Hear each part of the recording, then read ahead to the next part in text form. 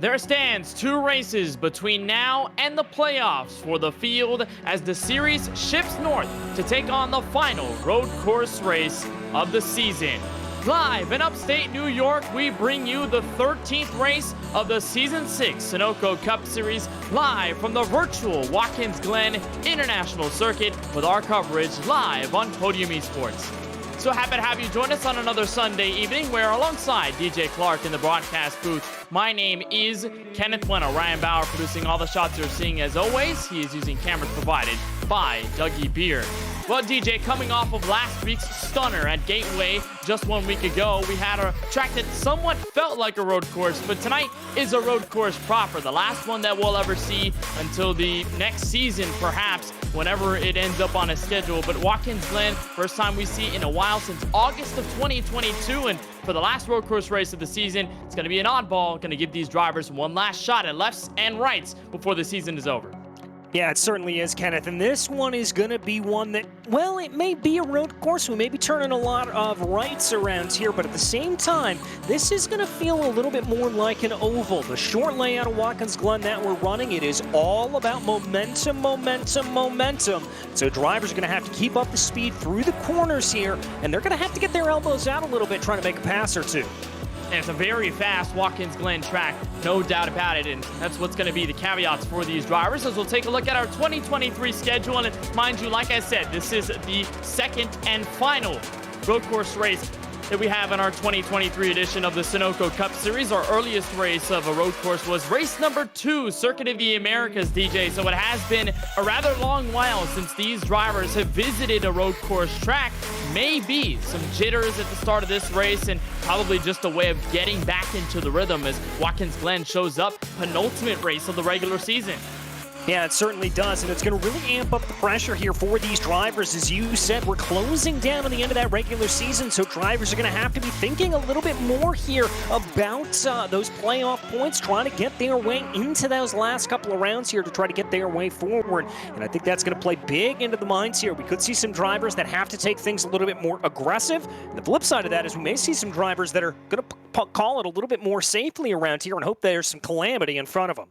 Yeah, for those that are just outside of the playoff fight, they're going to want to make use mostly of this Watkins Glen race before they have to deal with the high banks of Daytona in a week time. Well, before we get to the green flag, we have a couple of drivers we want to bring in before we get to action. We'll bring in Talladega winner from earlier this season, the number 23 of Aaron Adcock. Aaron, I know you've got some good finishes on your belt through the regular season. I want to first talk about what it's been like after the win at Talladega to lock you in. Has the feeling been the same since then, or has things changed overall and evolved over the course of the campaign?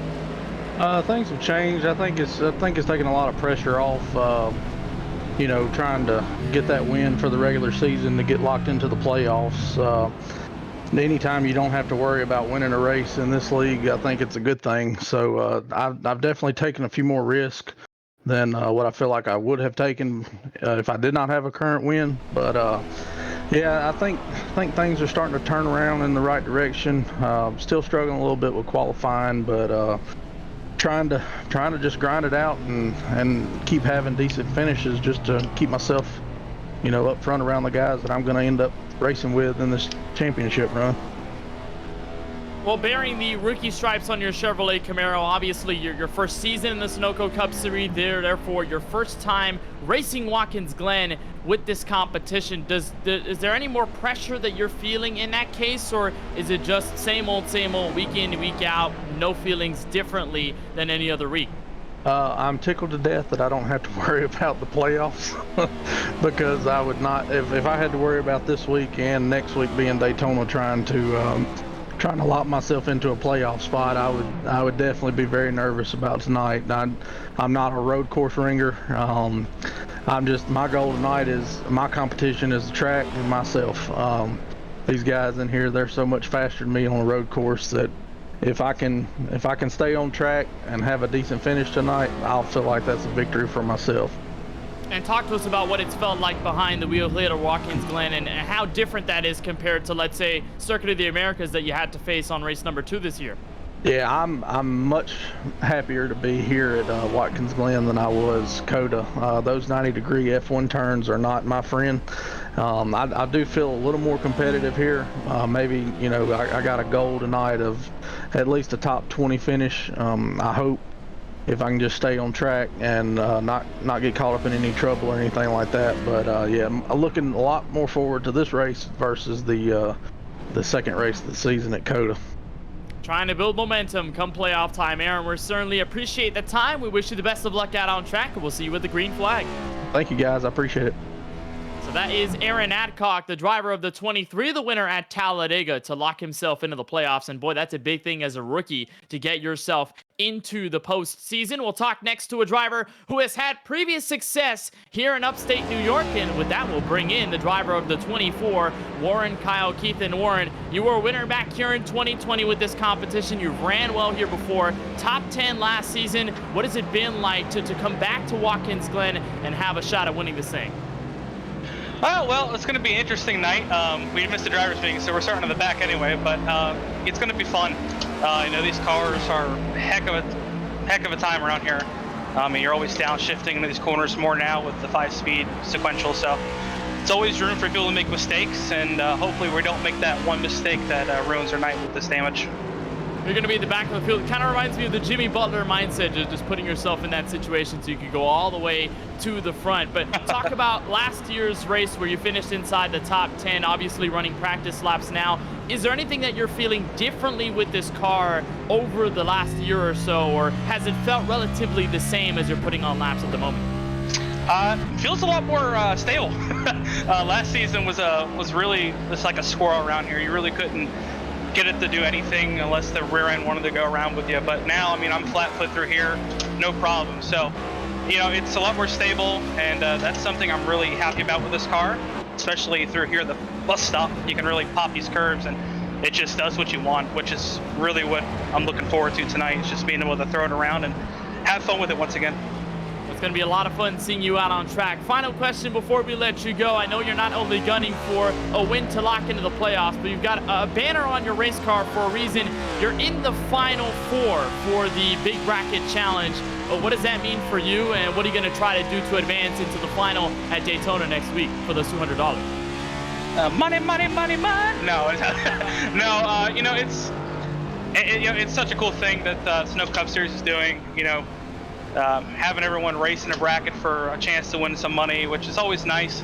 Really shows that this league is looking out for us and cares for what we like to do. And you know, tonight it's just gonna have to be finishing ahead of that 10 car. If we can finish ahead of that Squatch, Dr. Squatch 10 car, I think we got a shot to go Daytona.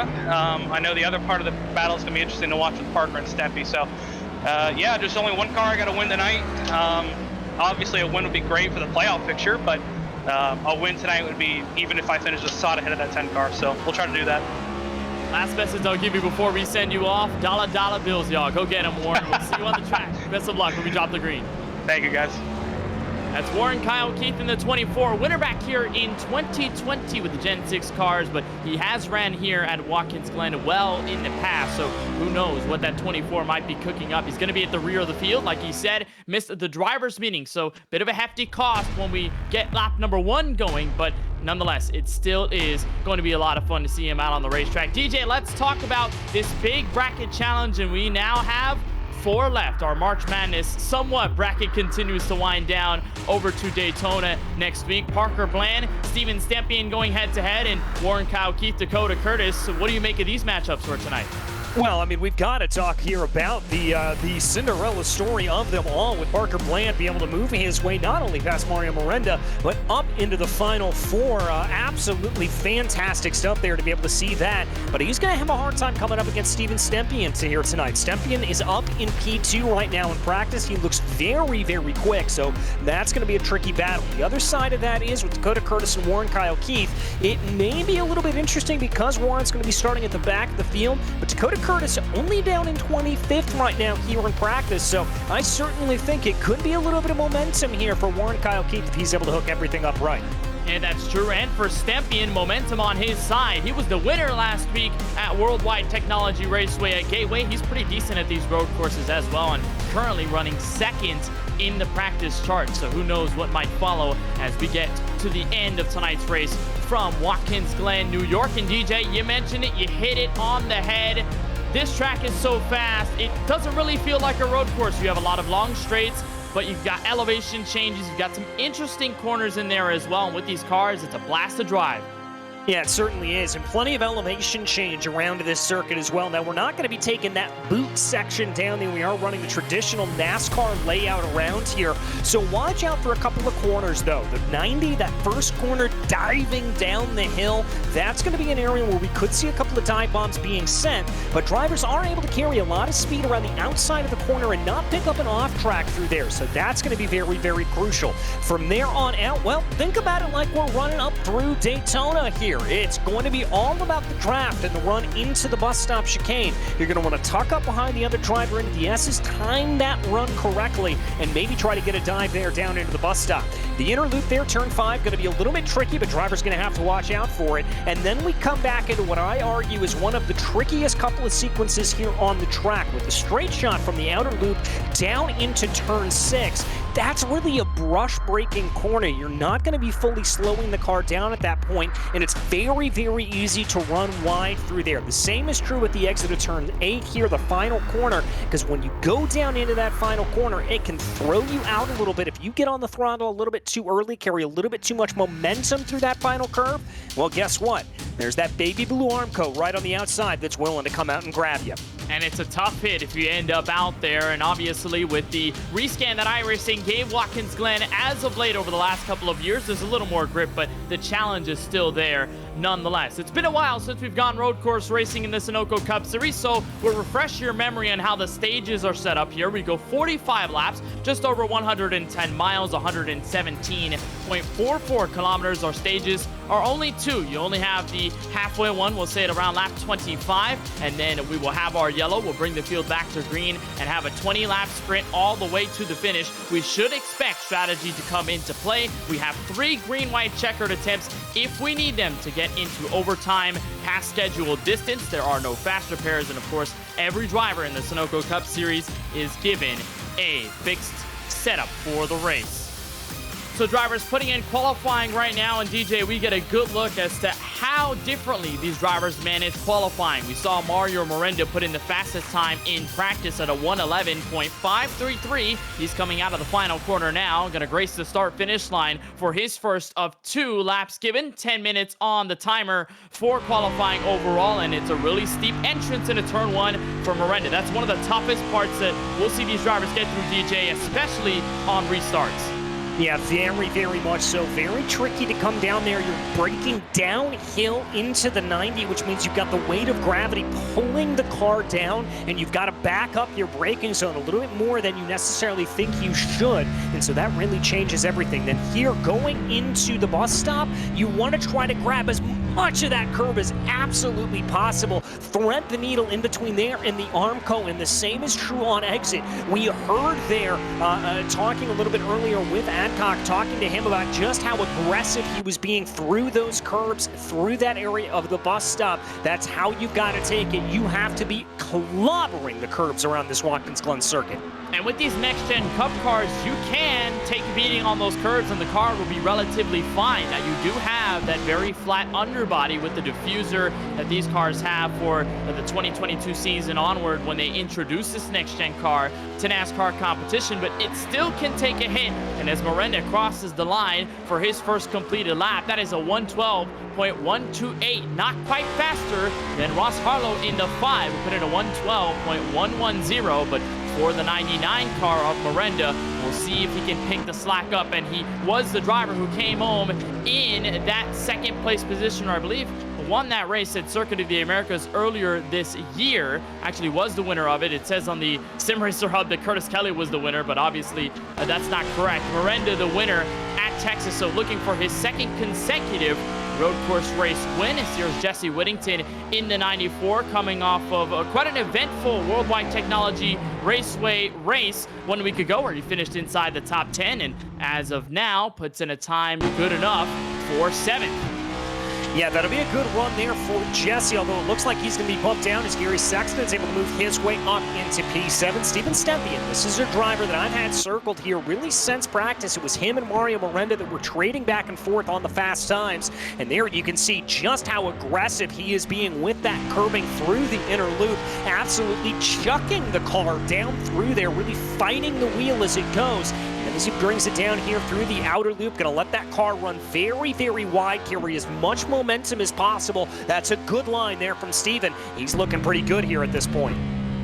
He definitely is. I'm going to try and wrap around the last 2 corners and see exactly what kind of lap he will get. You were right, he was one of the fastest in practice as it stood. 2nd place behind the 99 of Mario Miranda as he comes out of the final corner, cross to the start-finish line to complete lap number 1. That is fast, but not quite fast enough. 112.179, but we are seeing, DJ, improvements in the 2nd lap, which has been sort of alternating throughout every track we visit this season. As we take a look on board with the Nitro Motorsports number 47 of Isaac Mock. In some tracks, first lap is always better, but it looks like at Watkins Glen, as soon as you get that first lap under your belt, that 2nd one is going to be a heater if you can put it down.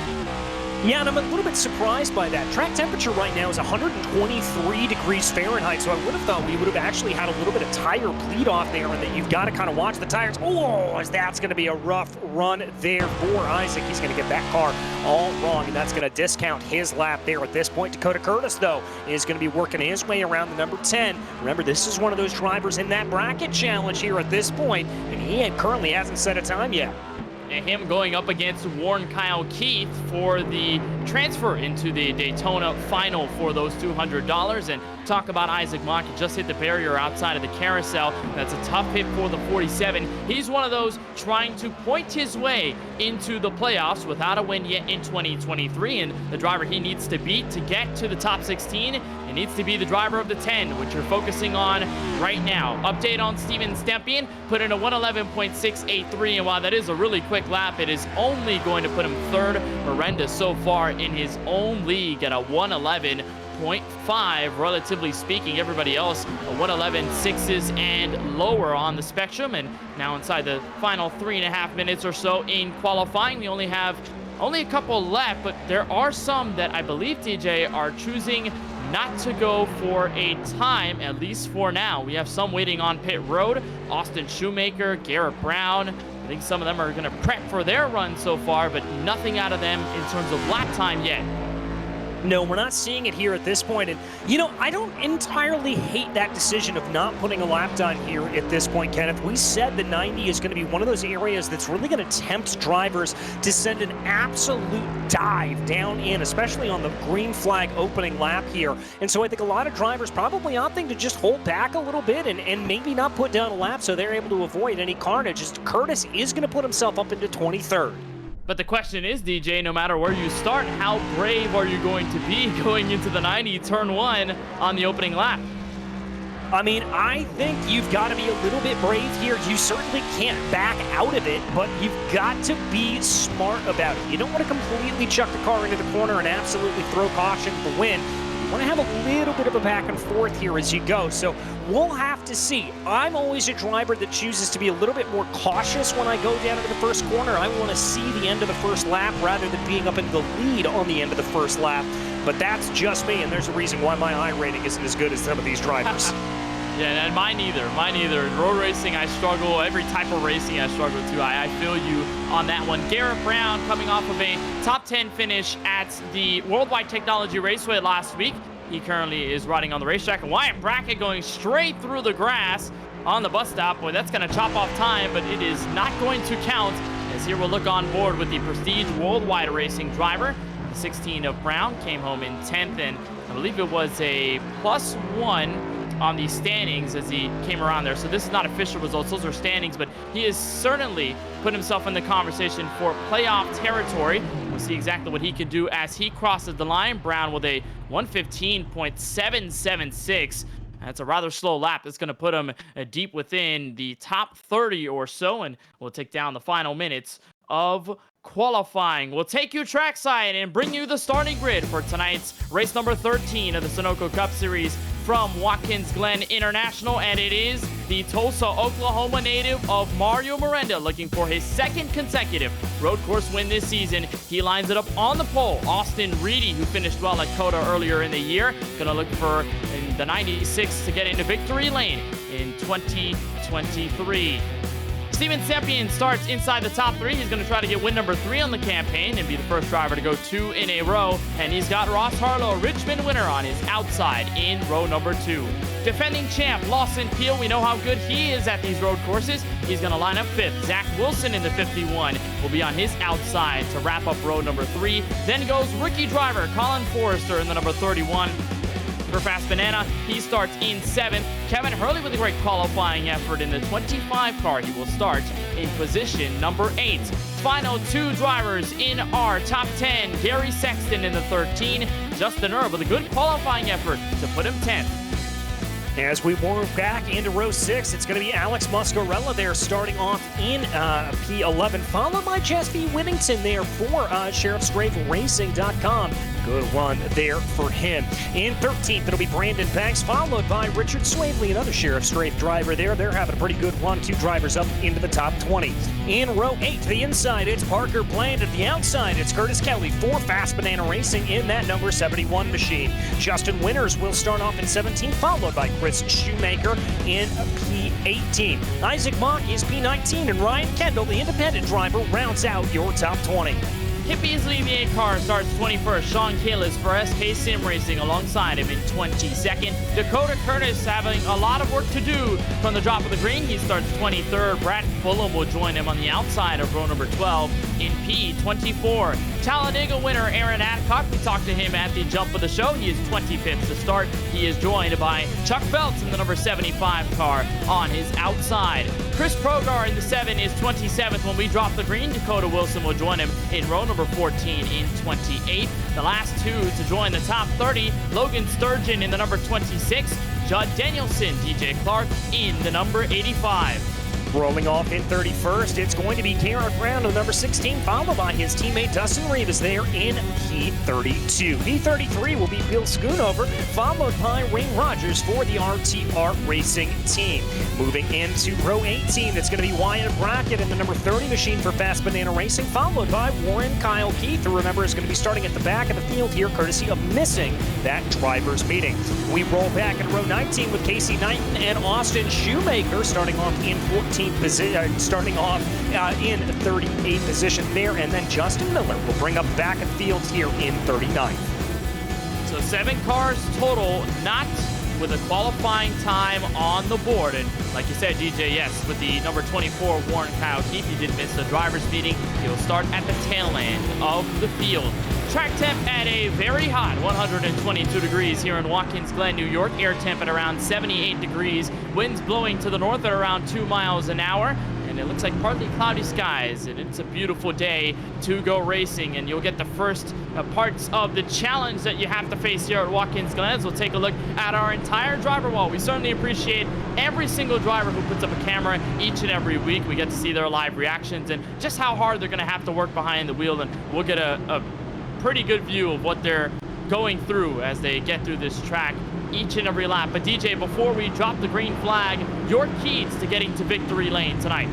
Well, you mentioned strategy a little bit earlier on in the broadcast, Kenneth. With as hot as this track temperature is, I think tire preservation is going to be a huge story here today. You don't want to be driving too aggressively too early. You want to save these Goodyear Eagles as much as humanly possible before you have to come down into pit lane. So that's going to be a huge one. And then I think the other one is going to be controlled aggression. You're going to need to be aggressive to try to move your way up through the field, especially if you're starting in the mid-pack here, but you don't want to throw it all away. Remember, we said this is a momentum-based track. If you get one corner wrong, it can really throw you off. If you get things wrong going down into the 90, that's going to throw you off all the way up to the inner loop. And if you get things wrong here coming down through these last couple of corners, that's going to throw you off as well and potentially put you in the wall. So the field will come off the final 2 corners. Pace car will visit pit road for the first time. Mario Miranda and Austin Reedy, those 2 on the front row, finished 1st and 3rd in the last road course race we had at Circuit of the Americas. Can Miranda double down, or can anyone else take the throne? Out of the final corner, the 99 will grab the green flag, and we are racing in race number 13 from the Glen.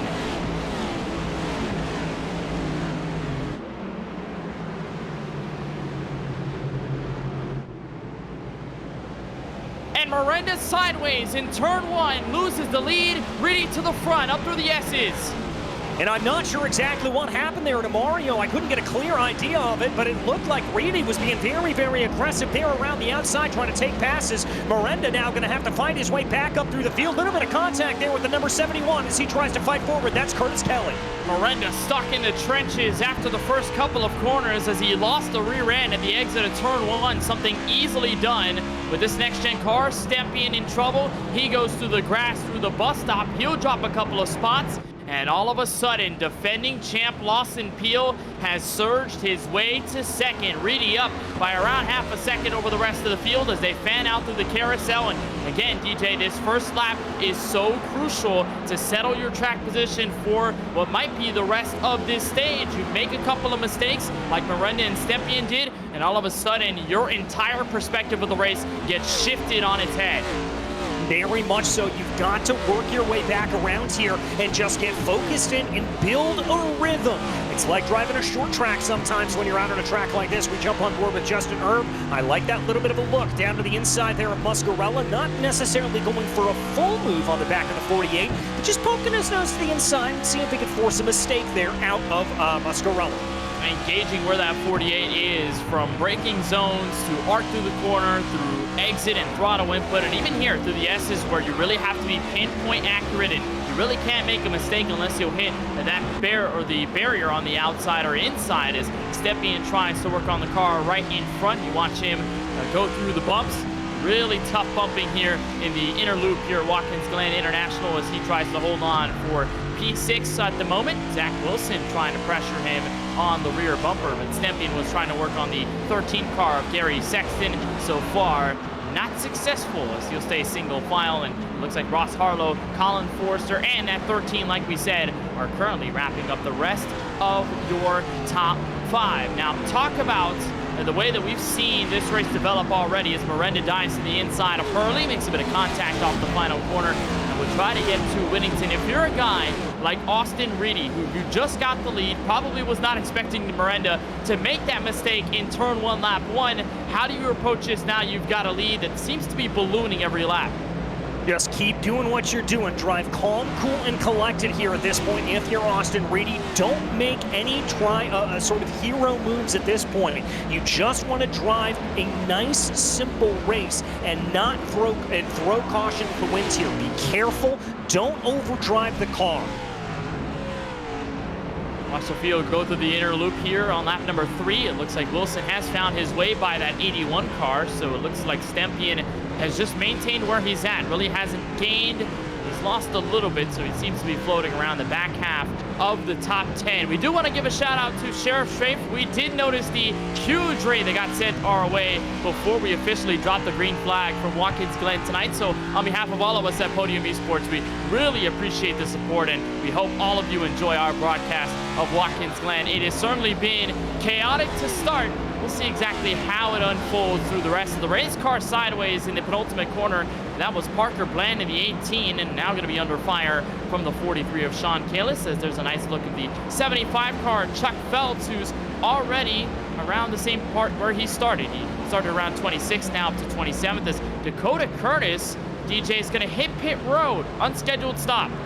Yeah, not sure exactly what's happening there for Dakota. Remember, no fast repairs in this series, so it's not like if he's got some pretty heavy damage that he's going to be coming down and taking care of that.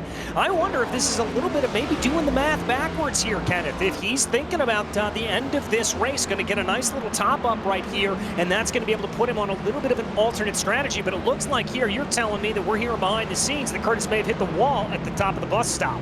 And he grabbed the grass in that final turn of the bus stop and had a meeting with the outside barrier, so maybe some tolling damage for driver 10. He's already put to the rear of the field, 39th, as he's trying to get repairs. And like we talked about with the big bracket challenge, for the 24 of Warren Kyle Keith, despite starting at the rear, he's going to be winning that fight already. Zach Wilson trying to hound on Gary Sexton in the number 13, potential battle for 5th.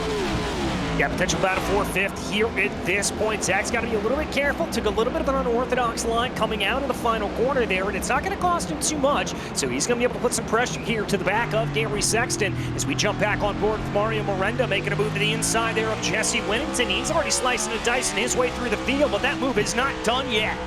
And 94 Whittington trying to side draft through the uphill S's, but the 99's got the spot. Miranda, though, does have about a second and a half to make up if he wants to catch up to 9th place Justin Erb. That big mistake that didn't give Miranda any damage physically on the race car, but it was more so mental damage. You had the pole from qualifying. You know you're one of the fastest cars out on track, give or take, but now you've got to rummage your way through lead lap traffic in front of you. I was about to say lap traffic, but maybe to him it feels like lap traffic, but more so lead lap traffic in front of him to get back to the spot where he started this race. There's Jesse Whittington in the 11th spot trying to hold off Kevin Hurley and company as Lawson Peel has chopped off the gap for the most part as he'll come off the final corner. It's around half a second to Austin Reedy in the 96. Top 3 have broken away from the rest of the field, and looks like Peel might have something to say for the lead in a couple of laps.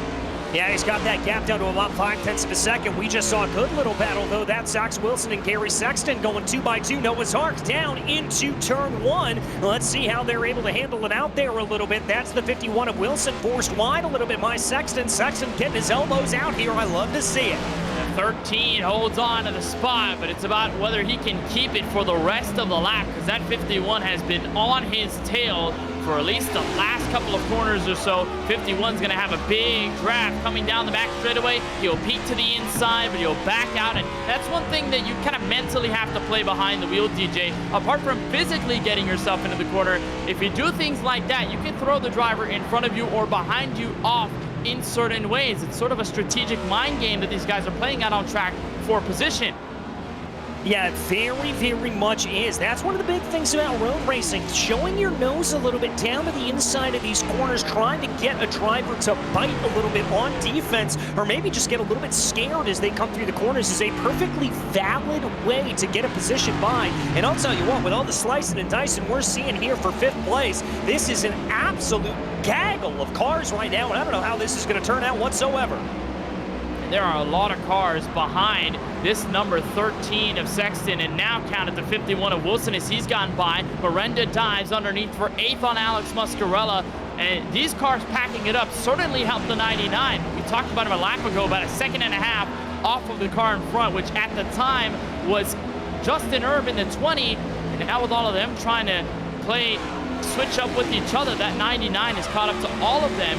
Now halfway through this pack, he's going to try to get to the 81 of Stempien next, who dices it up, gets to the back bumper of Sexton, will lose it in the grass for a little bit. Muscarella joins the fight, almost gets into the back bumper of that 99, a Twisted Tank Ford Mustang. Somehow they keep it clean, and with all that, Zach Wilson has free reign to pull himself away from everybody else. Miranda gets a good run out of the carousel. Can he strike on the 81 in the final 2 corners? It looks like he's going to be a little bit far back here at this point. Muscarella going to try to take a look. Stempien actually going to be off the apex a little bit there, going down through the penultimate corner. That's going to open up the door for Miranda. Muscarella looks to try to follow him on through as well. They're going to be side by side coming out of the final corner. Momentum's going to go here to Mario Miranda, and I think he's got that position. Stempien's got to be careful. He could lose 2 for 1. He could. The 48 gets on the outside, and look who's joined the fight. The 71, Curtis Kelly, got to the back bumper of Justin Erb, and now fighting with him for position number 10. This is a tough spot to go side by side, though, up the S's, but that 71's going to keep his foot in it. On board with the 12, who almost gets into the 20 there, had to back up out of that corner. Miranda finally gets by Stempien for that 7th spot. Meanwhile, he's got to catch up to the 13 of Sexton. 3-car pack from 12th on back. Justin Erb trying to hold on to company, and it looks like every time somebody makes a move, DJ, it invites more cars into the mix. Count it, maybe more than 10 cars in this group single file. Yeah, it's really pretty crazy here at this point. And I want to give some massive credit there to Kevin Hurley, as there we see him throwing that move down to the inside of Justin Erb as they come off the corner. Oh, car spinning in the background. That's Erb. I don't think that was contact. I think he just got into the outside rumble strip, and that may have sent him around. Yeah, the car bobbled there through the curbing on the outside, went around and got hit by the 32 of Richard Swavely. See the heavy damage on the front end of his number 20 Chevrolet Camaro. It looks like he's going to be able to keep on trucking, but who knows how much damage he might have. Richard Swavely with a bit of a hit on his own. He's going to come down a pit road this time by. This is what happened to DJ. You're right. Just got unsettled on the curb and around he went. Yeah, it looked like there he was just trying to keep a little bit too much power down through the corner. Big contact. I'm not sure who that was with necessarily, the black machine that you saw coming by your screen, but that's certainly going to send him back down into pit lane. That was Swavely, I believe, as we're going to ride on board with Richard here in the number 32. You see him just trying to avoid it as much as possible. He catches it and then comes back into that tire barrier. It's going to be a pretty hefty thunk there on both sides of the car. Yeah, big hit for that 32, and we were talking about that somewhat 10-car single file train that was building up as these guys were battling for position. The 32 was sort of at the tail end of that and got hit with the 20 machine of Justin Erb. He drives it down to pit road, and him, Dakota Curtis, seem to be some of those early on to take some service, most notably for damage repair. There's a look off the rear end of Mario Miranda, who has just finally stepped into the top 6. He gets around Steven Stepien, but he got around Gary Sexton before any of that. 3-car fight. Curtis Kelly makes it 3 wide before turn 1. Oh, this could be trouble as there's contact. That's Muscarella getting into the side there of the 71. Somehow they're able to keep it pointed the right way. And the big gainer out of that is there's more contact in front. That's going to be Wilson coming down through the order, and I think Jesse Whittington as well. Yeah, Zach Wilson, Justin Erb, problem out of turn 1. That 51 just got loose as he was going up the hill into the curbing. Justin Erb with a problem of his own, so the 51 drop kicks in track position. That'll put the 99 of Miranda inside the top 5. This is what happened to Wilson. I think this could be a pit lane exit problem here. Oh no, Wilson just lost it on his own, and that was 2 separate incidents there, it looks like, between Erb and Wilson. Yeah, I'm not sure exactly what happened to the 20. So yes, for DJ, you're right here. For Justin, this is a pit road exit issue. We talked about the damage he picked up on that spin. Oh, that car just stepped out. There was nothing he could do. Fortunately, he doesn't get any extra damage. He slightly taps the Armco barrier on the inside of the racetrack, but it's not enough to deal him rear-end damage. But the biggest hit goes for Wilson, who was inside the top 10 and now has to get his way back up to the field. Contact for P9, Sexton and Muscarella for turn 1.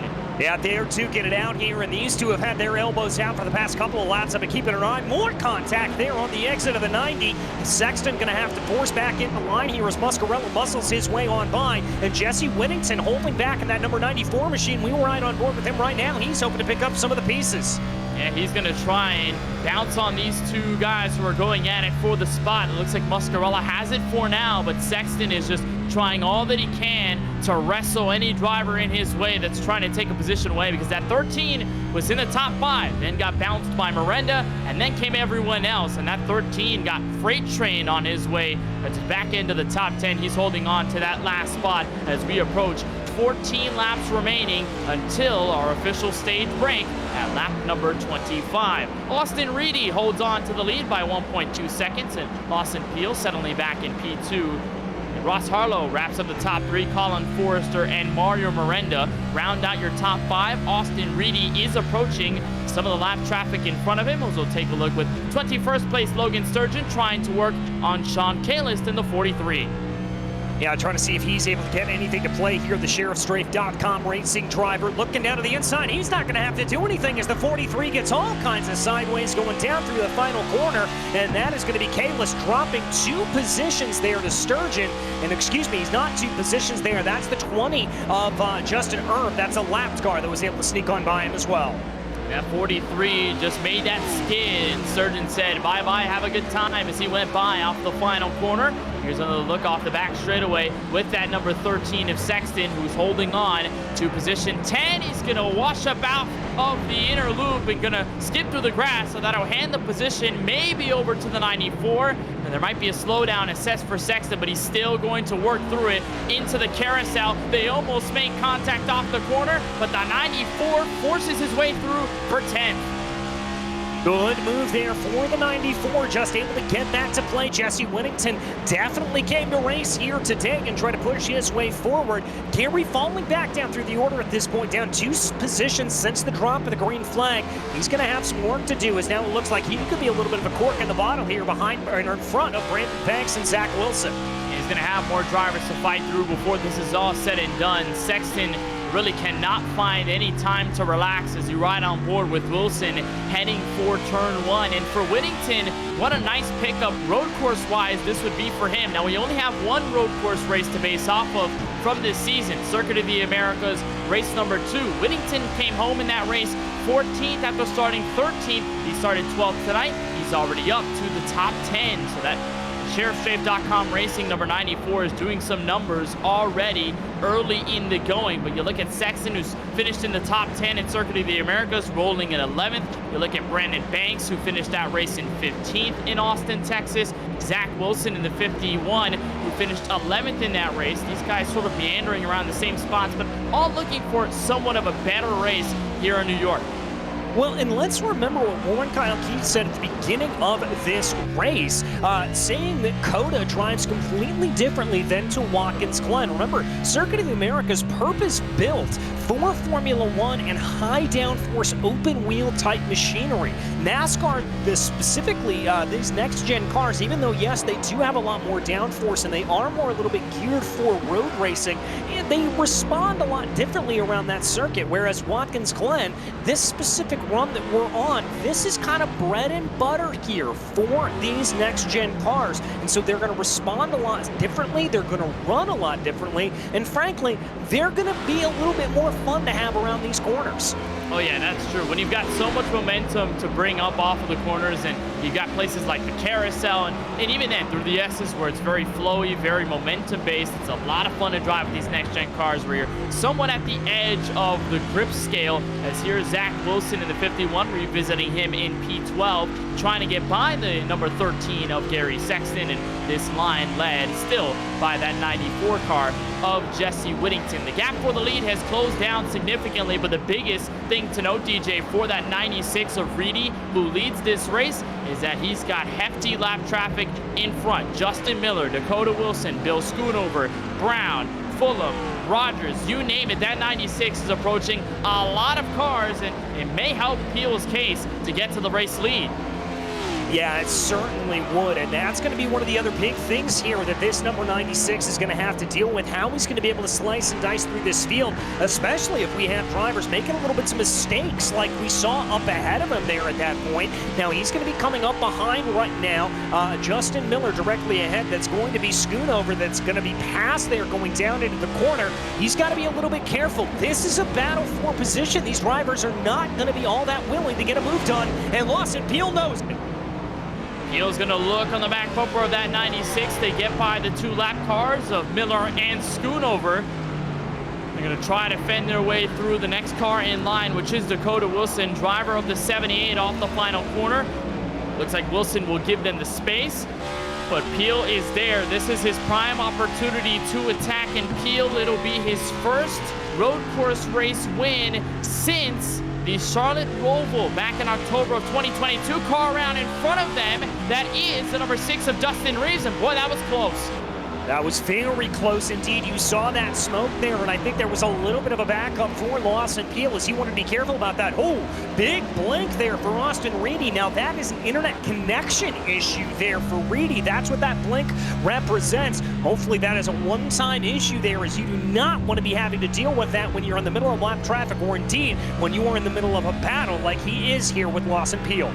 Austin Reedy climbing up the laps led stat chart in Season 6 of the Sunoco Cup Series. He came into this race with 1 439 laps led, over 1,361 laps completed, and tonight he has so far led all of the 16 laps we have run. As we approach closer to the end of stage number 1 at halfway, the 96 gets bottled up by traffic, but so does Peel as he went to the inside, and Brad Fulham took up the lane. The 12 getting loose off the final corner. Reedy has a little bit of space to breathe, but if you're this 12 car, I mean, what can you really do? You're looking at lap traffic. Are you just mostly praying that the 96 gets into trouble on his own, or are you just planning something else on the way to grab P1 away?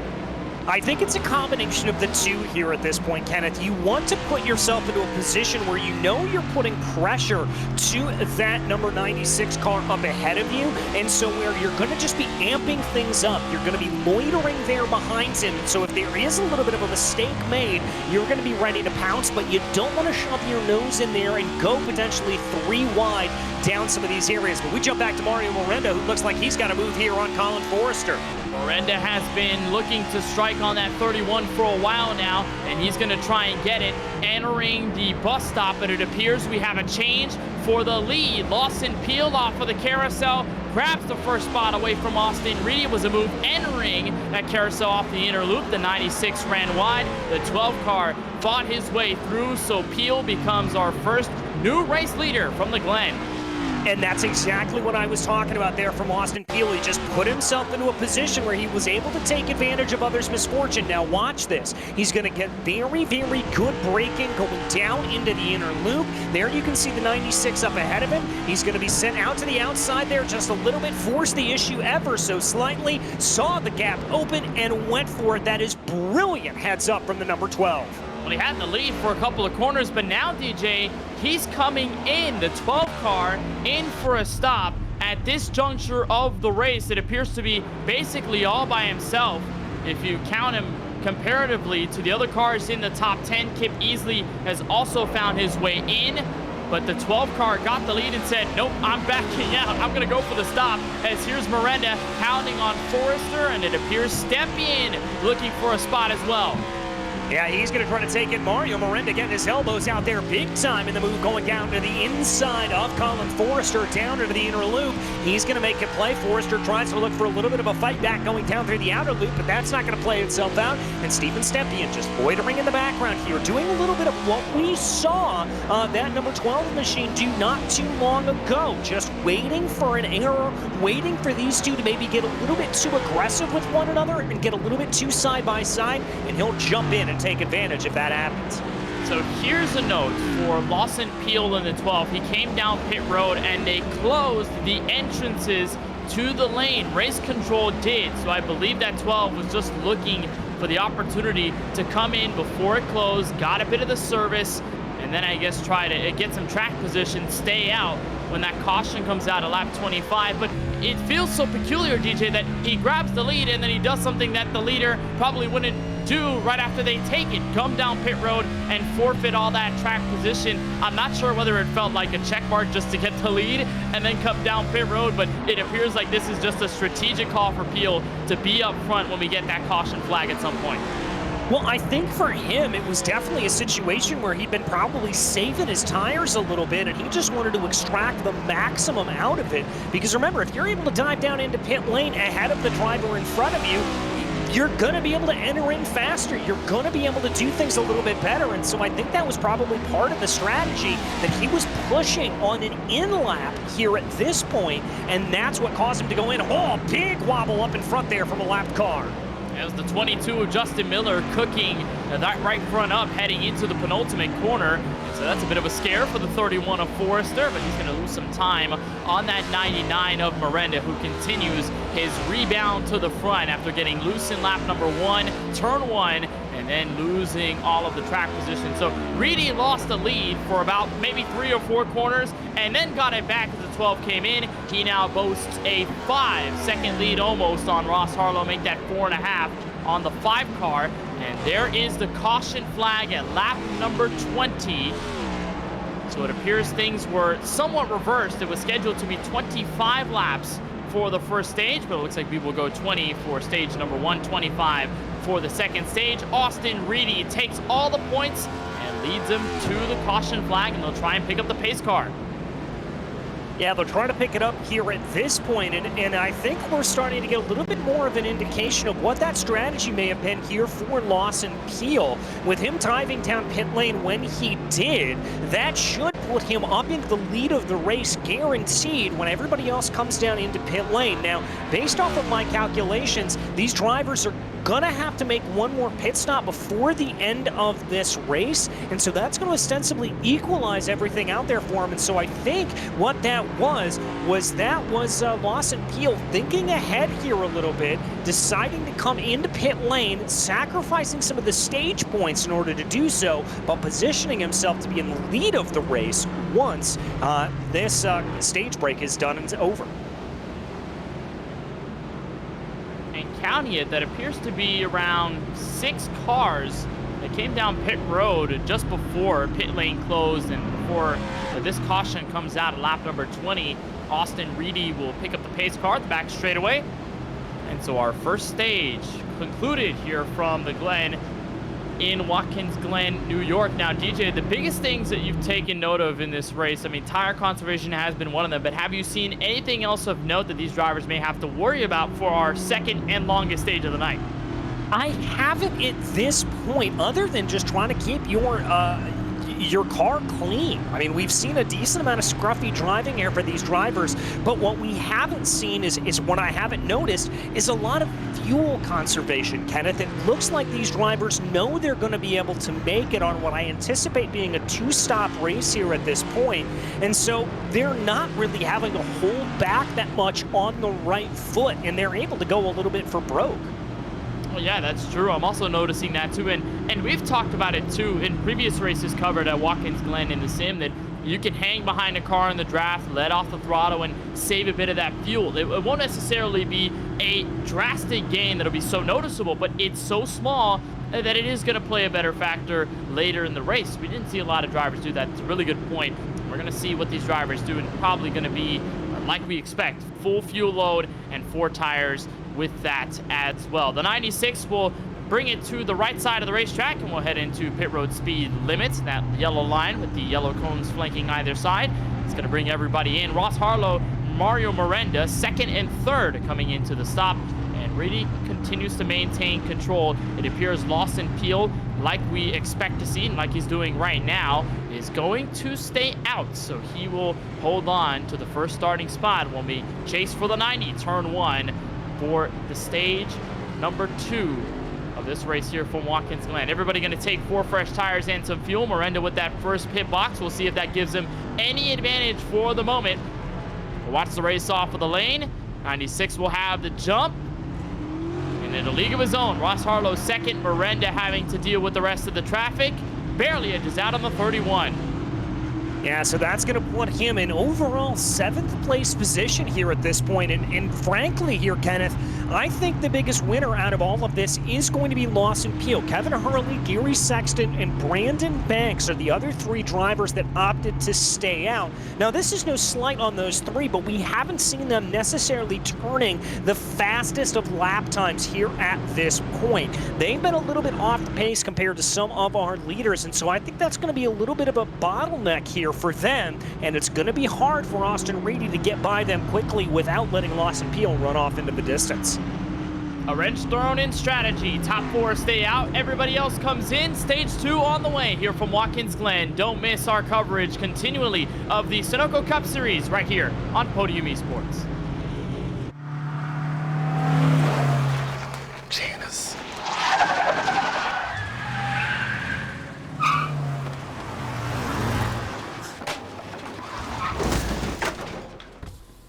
What's up, Doug? Hi, Cheryl. What got into you? At Sunoco, we know how to fuel peak performance. We've been doing it for American racing for over 50 years. Fuel your best. Fuller. Yeah. Needed F-150 for Smith build. Got it. Yesterday. I know.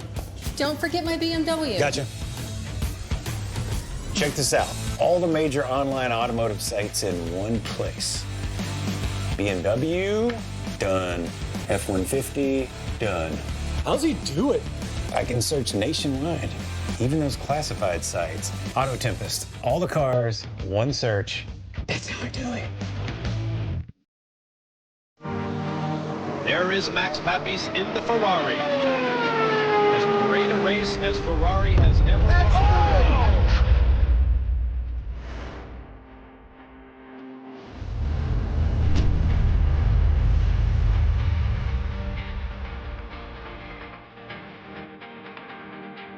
Steering wheel for me has always been a sensitive spot. You know, there's a whole experience there that we're all trying to refine. Max Pappas, he asked me one day, he said, what can I do in a wheel? I said, well, with the new.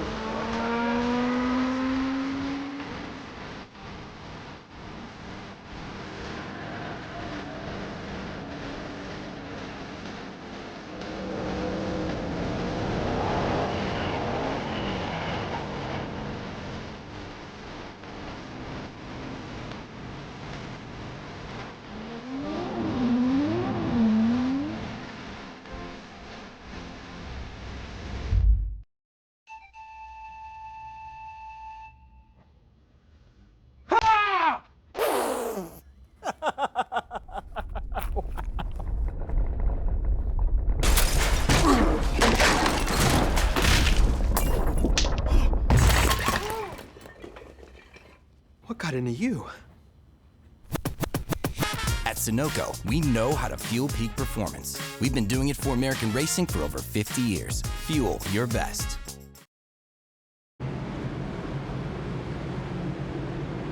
Coverage of the Sunoco Cup Series on Podium Esports is brought to you by SKSimRacing.com for the latest news, sim racing products, and even available Kayla Synthetics Amsoil. SK Sim Racing has all that you need for sim racing and beyond.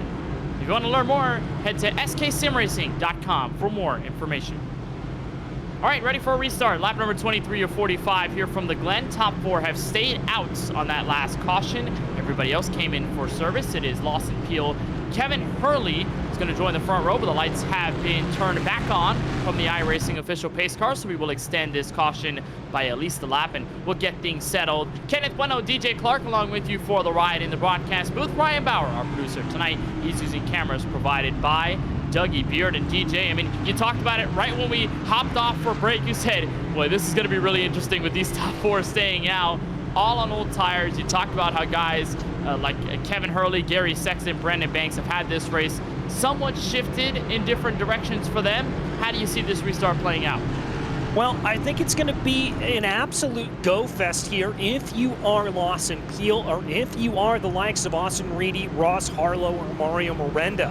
Those three in particular, the latter three that I mentioned, they have got to move, and get by Hurley, Sexton, and Banks as quickly as possible. Lawson Peel is also going to have to hustle away and try to build a big enough gap on the rest of this field that he's not going to be able to caught by the draft when we see the likes of Reedy and Harlow be able to work their way by those other cars. I think, though, if you are Hurley, Sexton, and Banks, fight like the Dickens. Absolutely go for broke here and do not give up a spot. This is your best chance you've got.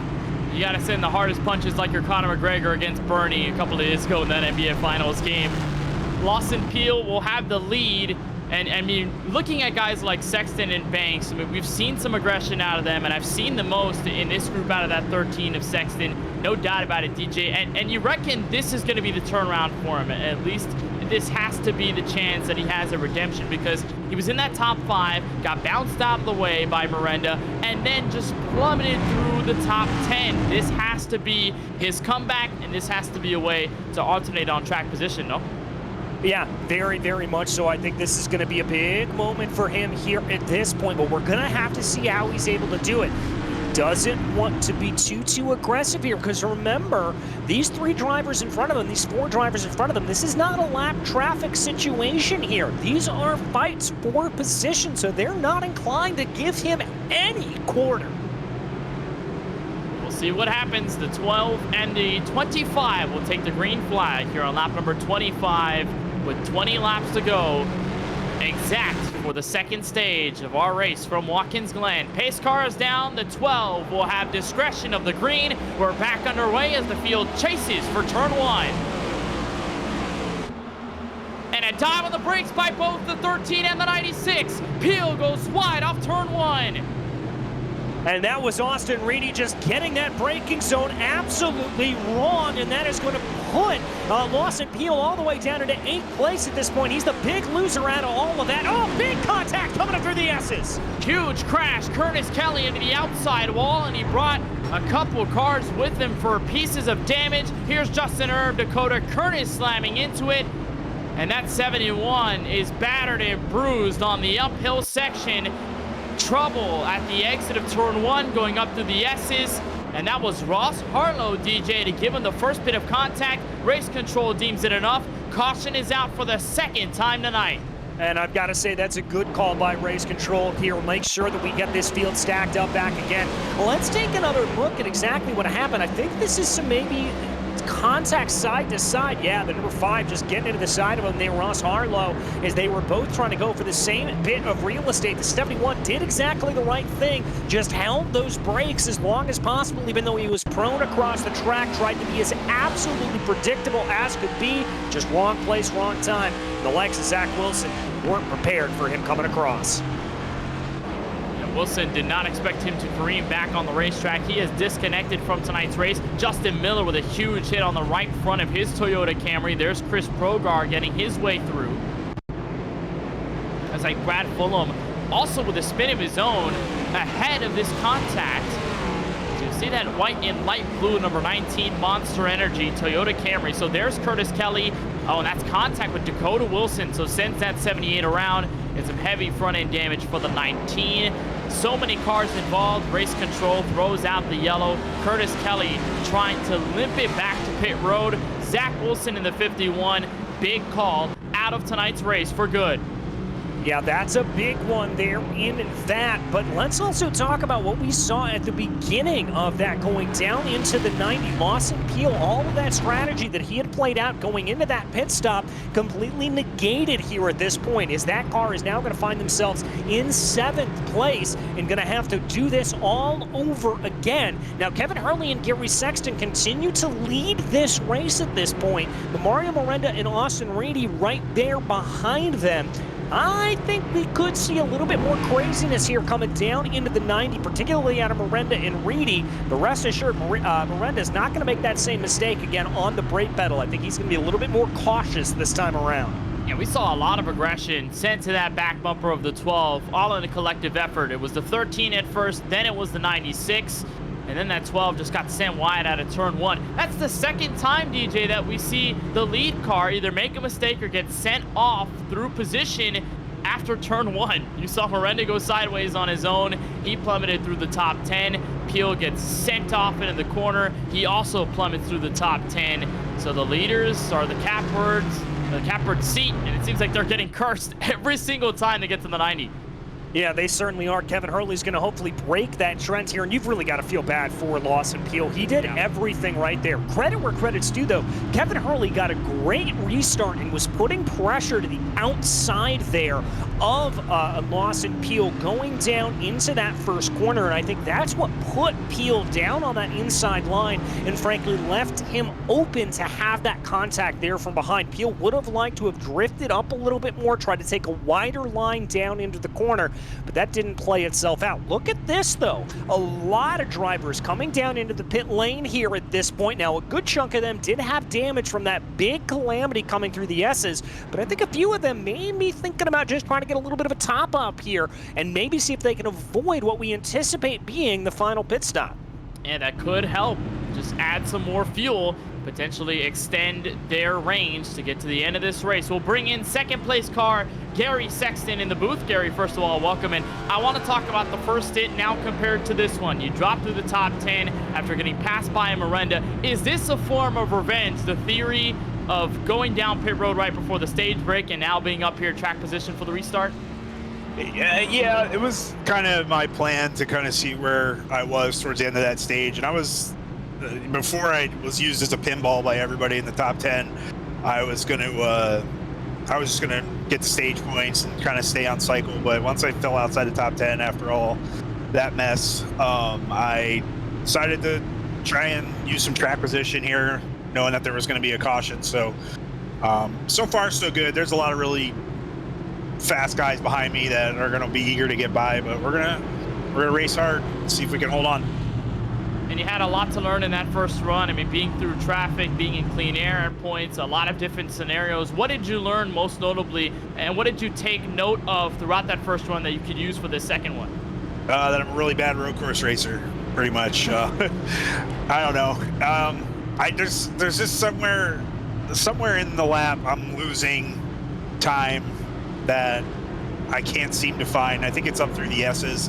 I don't know how guys can make that left-hand corner at the top of the S's so easily. Well, again, I mean, if I'm being honest, like I didn't learn too much. I was, for a good chunk of that time, I was just trying not to get destroyed. So I didn't get a good chance to get into a rhythm. And by the time I did, I pitted. So I don't know. We're just gonna try and hold our spot here. That's pretty much what we're gonna do. Well, hey, you strategized your way to the front, so I'd say there's merit in that. You're going to be on the outside of row number 1 for turn 1. How scary is it now that you're going through it a second time? I know there was a lot of chaos in that first restart off of the stage break. Yeah, I mean, it just goes to show, like, you never know what's going to happen. Like, I had this whole plan for that restart of what I was going to do, and Lawson immediately went to the inside to block, which threw all of that out the window, so I decided to go to the middle, and then yeah, there's cars shooting by you. I kind of like being on the outside here. I've got a place to bail out in turn 1 if it gets, if I see guys spin into my inside or something. So yeah, hopefully it kind of ends up like it did last time and I'm able to squeeze through like Hurley did. But I don't know. It's nerve-wracking for sure. All right, well, nonetheless, Gary, we'll send you off for the restart. Best of luck, and gotta say, beautiful theory colors on the Shelby Cobra tonight. Good stuff on the paint scheme. We'll see you with the green flag. Yeah, appreciate it. So that is Gary Sexton going to be second on the restart. Kevin Hurley going to have control of the rest of the field. Miranda going to be third on the inside of row number 2. He'll be joined by Brandon Banks in the number 54, who is not getting into line quite yet, so we'll see how this all settles out. But the lights are off on the iRacing official pace car. Well, never mind, it looks like Reedy's going to have that spot. So the 54 is going to be the outside of Stepien for sure. Now officially doubled up as we'll try to get our second restart in. I guess turn 1, DJ, is just a scary place for everyone. You can't really expect what's going to happen there, and if you're at the front, you just got to prep that rear bumper because you don't want to get sent, but you got to be ready for it. Exactly, Kenneth. That's exactly the point here. As we said, it's so tricky to judge that braking zone downhill a little bit. You have the force of gravity pushing you in a little bit more. It throws off what you normally think of your traditional braking line, so it's not the easiest way down into the corner. But we'll have to see how these drivers handle it out as we get ready to go back to green. 25 of Hurley jumps on the gas early. We're back under green from the Glen after our second caution of the evening. The 25 has the gap heading for turn 1. Looks like no problems with the rest of the field. Miranda dives underneath his 0G teammate. He's got second. The 13 of Gary Sexton going to hold on with Brandon Banks. Austin Reedy, Lawson Peel in the mix. All right, and it looks like we were able to get through the 90 nice and cleanly. A little bit too wide coming up through the S's. That's not always the best way. Whoa, that was a big move off there. We've got more contact farther back in the field. Stepping into another car. Looks like that's Ross Harlow. Never mind, that's Wyatt Bracken in the number 30. And we have Calamity. Caution is out again. And it all started with Brandon T. Banks. As the 26 of Logan Sturgeon, the 23 of Adcock get into him. In the aftermath of the collision, but the 54 moved up into the outside Armco barrier, just got loose and got everyone else with him. Yeah, they certainly did here, and there you see the 54 just moving off that line ever so slightly. Brandon Banks, as they came over the crest here of the S's, and there you see a little bit of contact in front, and he just brings that car back across the track there. More contact in front, and Stepien is absolutely T-boned and prone across the circuit. That is so tough for that 81. And you look at a place like the S's at Watkins Glen, it is relatively narrow. You get a car that's sideways, they always usually come back across the track into traffic. And the 81 of Stepien, one of those victims, as he's trying to save the car. Bam, comes in Wyatt Bracken in the 32's Cartoon Network terms. Then comes in Adcock, Kendall, easily. Logan Sturgeon goes for a spin. The 23 cannot hold on to the binders. He slams into both of those Camaros. resting at that Armco barrier. There's another look at it. Here's from Muscarella in the 48. He had nowhere to go and just kept it along the wall until he could get away from all the smoke. Yeah, just tries to get out of it there at that point, just tries to be able to do something, anything to be able to move their way out of it. But good call here from race control to be able to throw that yellow flag. But just as crazy as it was, we're going to take a ride on board here with Warren Kyle Keith, and you can see this absolute stack up in front here. Nowhere for him to go. He eventually had to go down to the grass there, the 54, just getting sent around on his own volition there. I think a little bit too much juice going down through the grass, and that was enough to send him around. Good avoidance by the 24, just locked up on the brakes. Made sure he got around that incident, and he is up to 11th after starting 36. Biggest mover of the night is not the 24 of Warren Kyle Keith, though. It is the driver sitting right in front of him. It's the 14 of Austin Shoemaker. Started tonight in 38th place. He was one of those 7 drivers without a qualifying lap when we dropped the green flag. He is up into the top 10, so this is good stuff out of Shoemaker, and off of the story that was last week at Gateway where he got bumped out of the way by Stempian for the win on the last lap. This is really good racing by Shoemaker, and he's got the other Shoemaker, Chris, right in front of him. So the Shoemaker duo making stuff happen here. Yeah, and they're both up a bunch of positions there. As you said, 28 for Austin. Very, very impressive as now we bring our way back around here. Should have about 1 or 2 more laps under safety car, which should get us going. Under 15 laps to go. Now, I think this is going to solve any problems here in terms of fuel. I think everybody should be able to make it to the end, no problem at this point. So that's going to negate any sort of strategy that came out of this here as they run. A couple more drivers coming down into pit lane as Muscarella, Herb, as it looks like they were some of those that were involved in those incidents. So damage repair for a bulk of the field involved in that crash to bring out our 3rd yellow of the night here from Watkins Glen. Quite odd to see these cautions thrown out, but with crashes as big as those that are basically track blockers, you have to throw the yellow in that instance. You have to err to the side of safety. You cannot let the field continue to run when there's that much debris and there's that much carnage in a relatively narrow space. Mario Miranda leads this race as of now. Kevin Hurley in the 25 had control of it on the last restart. He was given an end-of-line penalty by a race control for jumping the start, so he's going to be back to the end of the longest line. Parker Bland also was given an end-of-line penalty, but that was by request of the driver of the 18, so those two will be dropped to the back of the field. Miranda will have the lead over Austin Reedy and Lawson Peel in 3rd place. We'll see if we can get a driver who's somewhere around the midfield, DJ, and that is, we'll see if we can dial up the number 47 of Isaac Mock, who's trying to get into the playoffs, but he runs 12th right now. And he's going to try to keep moving his way up forward. Mock in 12th right now, up 7 since the drop of the green flag. So not being too terrible, but it looks like you're ready to talk to him, Kenneth. I've got the 47 dialed up. Welcome, Isaac, to the broadcast booth. And we know you're one of those drivers who's trying to point his way into the top 16. You've had a pretty interesting night from Watkins Glen so far. What's it been like behind the wheel? I need a new pair of pants, I think. A couple if it keeps going the way it is. We have one goal, see this thing through the end, but it's not showing pretty easy right now. It is chaotic, very chaotic. Yeah, I know that there's been a lot of crashes that are on the S's part of the track. I mean, you were right in the middle of that. What's your mindset in that scenario? I mean, it's a narrow piece of asphalt. You're going through a bunch of crashing cars. I mean, how do you get through all that? Y'all figure out, tell me. Pure luck right now. Just try to get on the brakes, downshift, make sure, see if somebody's going to kill you from behind. If not, then just hope for open lane that you can hit, man. It's really luck in the S's. I almost died of the wreck before. Whoever that was that hit the guardrail came back on the track. And it was just sheer luck that I got about 2 extra inches to get through there that we did. All right, well, nonetheless, you're going to be inside the top 15 when we get this restart. So I hope so that this is the lap and the restart, that things are relatively clean through the S's. But what's your mindset here in the next 13 or so laps when we get the green? Execute. I put a ton of prep in. James Watson, the guys with Team Watson Racing, getting this thing completely dialed in. So we got just enough laps to get this thing strung out, grab some positions, keep this thing clean.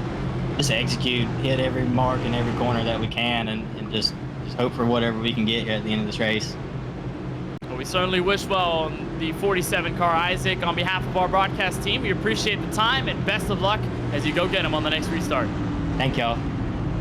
So Isaac Mock in the 47. He came into tonight's race 19th on the point standings, and he is still trying to get around Dakota Curtis for that last spot into the top 16. And that's going to be an interesting place to be in, DJ, at this stage, because we've been talking about a lot of the winners who have locked themselves in.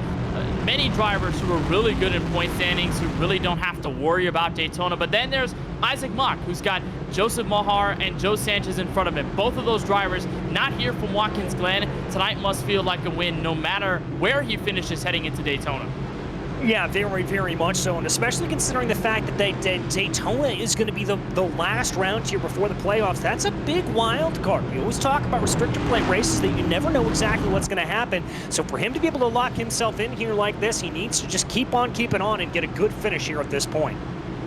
We will double them up for the restart. Let's get you through our big bracket challenge update here at lap number 32. We just got word that Steven Stempian, with the damage sustained in that last crash, has taken the car out of the race. So that means Dakota Curtis will have the winning entrance into the final round at Daytona. He is still on track, one lap down. As for, or rather, Curtis and Keith are going after each other, but Parker Bland is going to win that battle, so excuse me on that confusion there. But Parker Bland is going to win that one, dropping to the rear of the field, but going to still be on track. Dakota Curtis losing the fight against Warren Kyle Keith, who is now inside the top 10.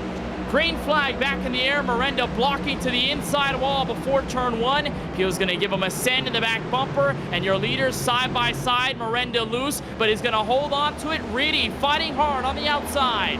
Oh, contact as they started to enter into the S's there. That's going to put Reedy a little bit offline. Lawson Peel says, thank you very much. I'll move my way up forward. And those two start to separate themselves out more. We've got a couple of cars a little bit running wide there in the back. But here's the battle for the lead. Here comes Peel on the inside. Cleaner exit through the S's by the field. Contact for both of them. The 12 goes into the grass. He slides up in front of the 99. Miranda slips through. Miranda takes back the control of the lead. And I'm not sure if that's going to be a slowdown there for the number 12 machine or not. He may have gathered it up enough to be able to get it to go, but a big slide there on the exit of the outer loop, and that's going to allow Austin Reedy on by. The 96 pushes through to second. Now here comes Sexton as Peel tried to block for the penultimate corner. He's going to hold on to it for third. That's a big mistake that you have to deal with now for the rest of this running. If you're that 12 car, he about Tokyo drifted it at the exit of the carousel. Now going to have to pick it up, almost tag the outside wall off of the final corner. Some other drivers doing the same, if not just a little bit more. Colin Forrester getting into the wall. Warren Kyle Keith slipping into 6th. And now here's Ross Harlow on Gary Sexton for turn 1. Yeah, Harlow trying to put some pressure there back in that number 5 machine. He's got to try to tuck up behind in the draft right here. He may have timed it a little bit wrong because Sexton's going to be able to hold the preferred line coming up through the S's. It doesn't quite look like that Ross is going to be able to get it here at this point. Interesting, though, Austin Reedy all the way over to the left-hand side of the track, almost like something's wrong with that car. He whipped it to the outside of the racetrack on that final S. He got loose, tried to correct the car, sort of pancaked that Armco barrier, and that let Lawson Peel get his way by to second, so he'll have that chance to strike back on that 99 car. Ross Harlow going to try to arc it out of the carousel on Gary Sexton. This is a battle for 4th on the boards as Warren Kyle Keith, Colin Forrester, they're relatively close for that 6th spot. Jesse Whittington declared out of this race. Here's what happened. All right, going to take a big dive down into the corner. Oh, just got it wrong. Jesse got tapped from behind, got tapped again by the 14. You're going to take a hard lick there into the outside barriers. An unfortunate running there for Jesse. And as you said, that's going to be a DNF here for that number 94 machine. A lot of momentum taken away from the SheriffStrafe.com Chevrolet Camaro. Whittington added to the DNF list as Miranda holds on to the lead. We look back up front. 0.8 of a second separate the 99 and the 12. I'm getting memories, DJ, of Circuit of the Americas on March 26. If you recall that race, these two were gunning at it for the race lead in this exact scenario. Miranda led the most laps at 36. Peel led the remainder of those laps at 9, but Miranda held control of the race and got to the front for that win in race number 2. Peel has a chance to respond as Harlow dives it deep on the brakes for the carousel, and he's got 4th. What a way to muscle through. That was some impressive stuff there from Ross Harlow, just absolutely not to be denied, as he's going to be able to speed on by here. Gary Sexton, he's going to set his eyes up the road on Austin Reedy to see if he's able to get anything done. But to your point here, yeah, it certainly looks like that this is going to be a two-man slugfest up the front of the field between Mario Miranda and Lawson Peel. And if you go even further back on the clock to August 21st, 2022, the last time we were here at Watkins Glen, those two were fighting for the lead near the end of the race. Here's a big gaggle of cars, two SK Sim Racing Ford Mustangs. Just in the middle of this entire group, this is Judd Danielson, Sean Kalis at around 17th, 18th on the track. And then there's Kevin Hurley, who had the lead, jumped the restart, and got sent to the end of the longest line. He's trying to pick things back up at a lock of the brakes for the 85. And pushing through the 25. He almost split that 3 wide, decided better of it for the S's. He's like, no way, I'm not gonna risk my car right here, right now. I'm trying to make my way up through the field. Yeah, I think that's probably a good decision there by Kevin Hurley not to go 3 wide, but he's at least going to get one position there. Now going to try to make a move down to the inside of the 85. He's got some momentum. He may have a preferred line. He's going to have to be later on the binders, and he certainly is coming down into the inner loop. Oh, that was beautiful stuff for the number 25 of Kevin Hurley. And Danielson locked up the brakes, so it gave even more leeway for Hurley to push on through. Justin Erb going to get to the inside, so will Dakota Curtis. So not only will that 85 lose that spot for 17th, he'll drop all the way to 19th as more battling behind them. As here's a look back up front, on board with the SpaceX Camaro of Lawson Peel. He cut into that lead by a large margin off turn 1. He's got the outside and contact. Ooh. Almost hooked him there coming off of the 90s. Lucky that that didn't end up being a bigger incident, as now he's going to tuck up behind here at this point. Lawson Peel just trying to see what he's able to do. Mario Miranda having to drive in his rearview mirrors here. Are we going to see a little bit of a block, or are we going to see a little bit of a move from Lawson Peel? No, Peel's going to come back into line and fight another day. These two have seen a myriad of physicality in their history racing each other, not only on the ovals, but on the road courses. Peel dives it for the bottom. He'll give the bumper once, twice, almost spinning Miranda around off the carousel.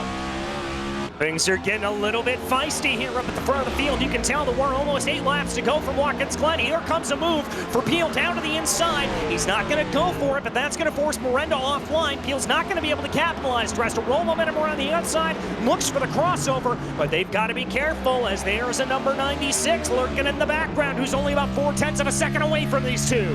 He's got the front row seat, but the question is, does he pounce on these two? Later breaking entrance for the 99. Reedy has closed in on the gap, but Miranda sent it in too deep. Now here comes Peel on the inside for the S's. He's got the lead from Watkins Glen. And elbows out racing there, kind of pushed Mario Miranda out of the way. Miranda looks like he's struggling here a little bit. It looked like that car wanted to slip and slide a little bit coming up through the S's, and now Reedy's going to get the benefit of the double draft. He goes to the outside. The Mustang is getting lassoed by two bow tie Camaros into the inner loop. Your battle for the lead remaining through your top 3. Reedy bottles it up through the bus stop. It'll open the gap up between Peel and Reedy heading for the carousel. And you're right there, Miranda just sort of struggled in those last couple of laps. And he's been relatively slower than both the 12 and the 96, but he's going to look to strike back. He'll skip to the grass for turn 7. He's going to have to be super aggressive here. Remember, not a heavy braking corner down into that penultimate run, but he's going to be able to do it, carry some more speed around the outside. He's moved himself back up into P2 as they run to the line with 7 laps to go. Miranda's got to try to make up a full second here on the back of Lawson Peel. 7 to go at the cross of the stripe from Watkins Glen. 3-way battle for 5th on back behind your leaders. Sexton, Forrester, and Warren Kyle Keith all going at it as you look on board with Reedy, trying to catch up to that 99, but the 12 is enjoying a gap to the tune of 1.1 seconds. Here's your gaggle of cars from 5th on back, Warren Kyle Keith and the rookie Colin Forrester. Yeah, everybody trying to be able to see what they can do here at this point. We were on board with Warren Kyle Keith, who is thus far your biggest mover of the race, up a whopping 26 positions and looking to make it 27 here, trying to make some moves onto the back of the 31 of Colin Forrester. Does he commit on the bus stop? Answer is no. Thinking better of it, Gary Sexton gonna run wide, and that 31 might take advantage for the carousel. He picked up a lot of time there on that 13-0G Mustang, a 3-car brigade, and they are tailed by Chris Shoemaker in the 4-car. Remember, him and Austin were pretty much close to each other at the tail end of the top 10. We saw what happened to the 14, where he picked up damage, dropped off to 17th. Look on board with the 24, and boy, what a pickup recovery it's been for this 24 car, DJ. I mean, started at the rear of the field. He missed that driver's meeting, so therefore had to start all the way back there without a choice. And for a driver that has been successful here at Watkins Glen in recent memory, this 24 car doing the exact same thing that he's been doing for a while. Consistency being the key at these road courses. Yeah, consistency, consistency, consistency. That has been the real thing here for Warren Kyle Keith, and it has been absolutely impressive to see him be able to rise his way through the field. Absolutely loving to see that here for him. And I'm sure he would love to be able to maybe get 2 more positions, try to work his way up into the top 5 before everything's said and done. He finished around the same spot here last year in 2022, so that 24 car knows a thing or two about running in the top 10 here at Watkins Glen. But the last thing he wants to have happen is for that 4 car of Shoemaker to get a little bit closer to this trio, and that's what's happening as they're somewhat backing each other up here through the carousel, and they're going to run nose to tail. Now here comes the 31 running wide and almost striking on that 13. He'll have the nose for the inside, heading for the penultimate corner. Warren Kyle Keith will send it all the way in, and he'll miss the corner, but that 31's got the bottom for P5. Yes, he does, but Gary Sexton's got that preferred line coming down through the final corner here at this point. Contact with the wall for the 31. That's going to give Gary just the edge he needs. The 24 dropped back for the 4 car, so moved Chris Shoemaker into 7th. Forcer will have just a couple of more laps to have a strike at P5, but they are a whopping 8.5 seconds off of the battle for P4, if that may happen, with Ross Harlow, who's slowly catching up to these 2 for second, DJ. Miranda hounded again by this 96 car.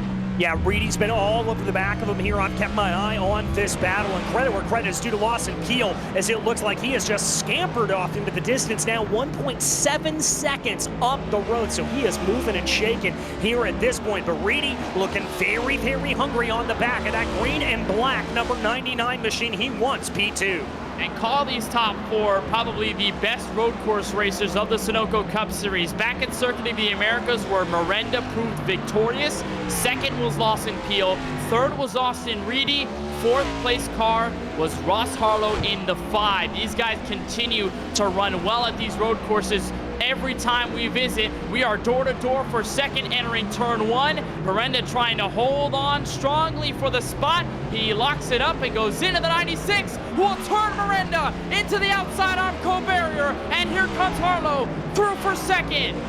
And I want to take another look at that there, but I think that may have been slightly a little bit of an issue on Miranda's part, as it looked like he may have tried to turn to the outside there a little bit. That may have been a little bit of a self-inflicted wound. Let's take another look at the replay, though, as they come down into the corner. Miranda very, very close, going down into the 90, and then he's going to push up here a little bit. He gets a better run, locks up the brakes, pushes to the outside. Oh.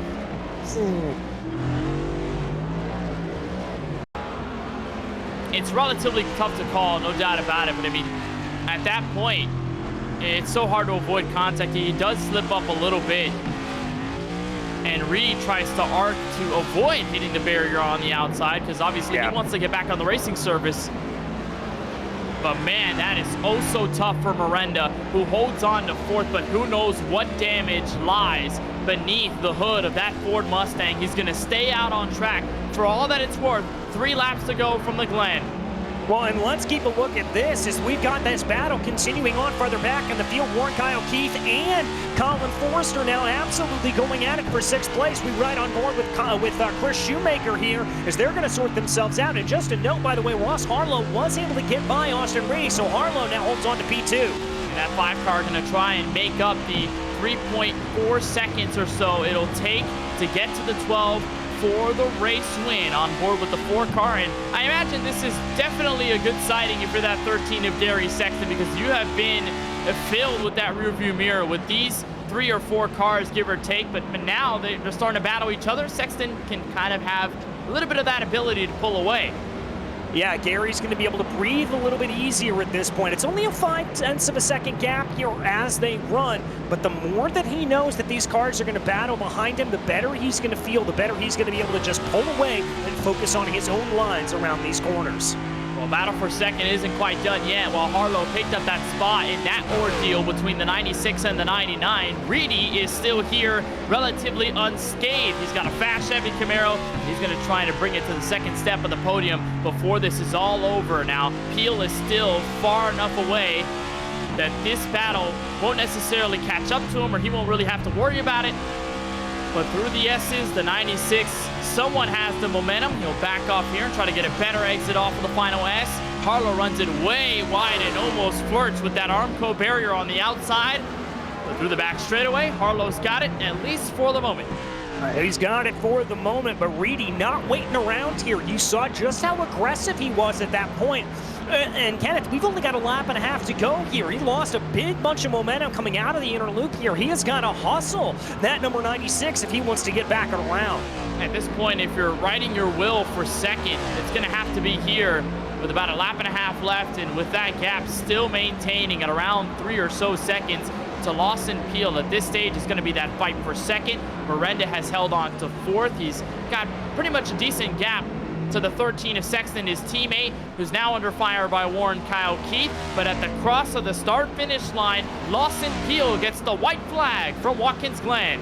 And this looks like 2.5 seconds up the road here for Lawson Peel. He has just got to keep on keeping on at this point, and especially with as close of a battle as we're anticipating between Ross Harlow and Austin Reedy, he should be relatively smooth sailing, but we've got a better battle farther back in the field. Sexton's been caught by Warren Kyle Keith. It's a 3-car brigade once more, maybe even 4 if you count in the likes of Wyatt Bracken and Chris Shoemaker. Forrester, the rookie, and a good look off of the front of that 31 car to the 24.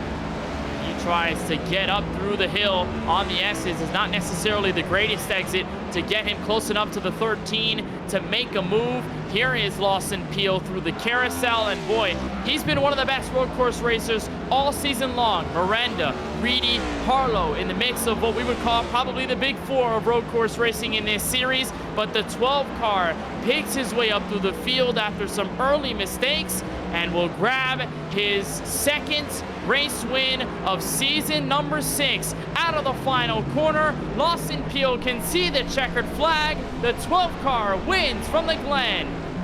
An absolutely great run, and look at this! Less than 1,000th of a second in between Ross Harlow and Austin Reedy. It's going to be Harlow by the merest of margins. That was unbelievably close. Reedy had the advantage in the final corner. He made use of it, and he barely lost it. But Harlow holds on as Lawson Peel brings you tonight's Sunoco winning moment. More high-performance racing engines rely on Sunoco race fuels than all others combined. For over 50 years, Sunoco has been fueling the top race car drivers around the world with high-quality performance fuels they can trust to power them to the checkered flag. Sunoco, fueling victories from track to tank. Peel joins Steven Stepien and Mario Miranda with drivers holding 2 wins on the 2023 calendar. That is the second week in a row we have a driver getting their second win of the year. And for Lawson Peel, this only adds to his illustrious record at these road courses as he grabs a win with career win number 16 here from upstate New York. We'll have a short break, but on the other side, post-race coverage from virtual Watkins Glen. Lawson Peel, the winner.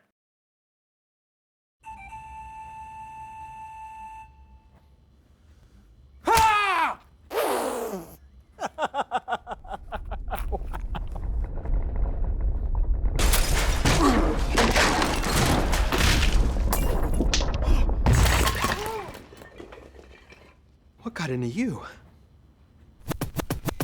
At Sunoco, we know how to fuel peak performance. We've been doing it for American racing for over 50 years. Fuel your best. Fuller. Yeah. Needed F-150 for Smith build. Got it. Yesterday. I know. Don't forget my BMW. Gotcha. Check this out. All the major online automotive sites in one place. BMW, done. F-150, done. How's he do it? I can search nationwide, even those classified sites. Auto Tempest, all the cars, one search. That's how I do it.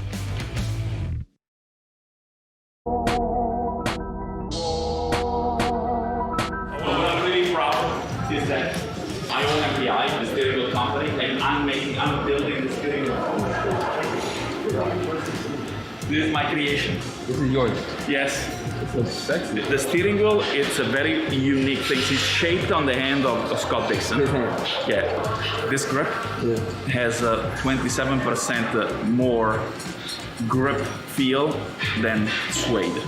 Scott in the race is gonna make less effort when he drives. When you're in the car, it's like lifting, it's like having 40-pound dumbbell like this, maybe more in the car. For how long?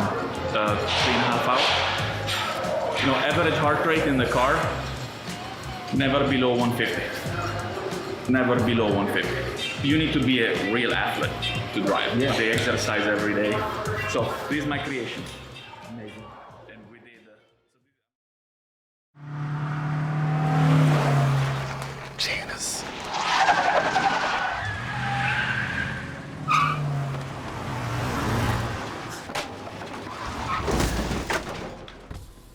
What's up, Doug?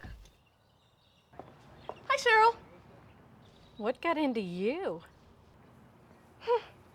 At Sunoco, we know how to fuel peak performance. We've been doing it for American racing for over 50 years. Fuel your best.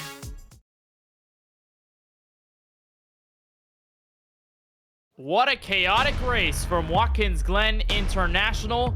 Some chaos, some contact, and some more, but it is the 12 of Lawson Peel getting his second race win of Season 6 and his first road course race win of the calendar year. Ross Harlow ends up behind him in second place, made use of the contact between Austin Reedy and Mario Miranda in the waning laps of the race to take away that spot. Reedy holds on to the last step of the podium. Miranda will come home in fourth with a bruised Ford Mustang 40G. His teammate, Gary Sexton, wraps up the top 5 behind him. Then goes the Fast Banana Camaro of Colin Forrester before the biggest mover of tonight's race, 29 to the good for Warren Kyle Keith, who will appear to advance in the Big Bracket Challenge and will make the final at Daytona. Wyatt Brackett with a very quiet night. He's also one of our biggest movers tonight. He started 35th and he's going to end up in 8th. 9th place will go to Chris Shoemaker in the number 4 car. And rounding out the top 10, a driver we did not speak of all night long, SKM's Justin Winters in the 88.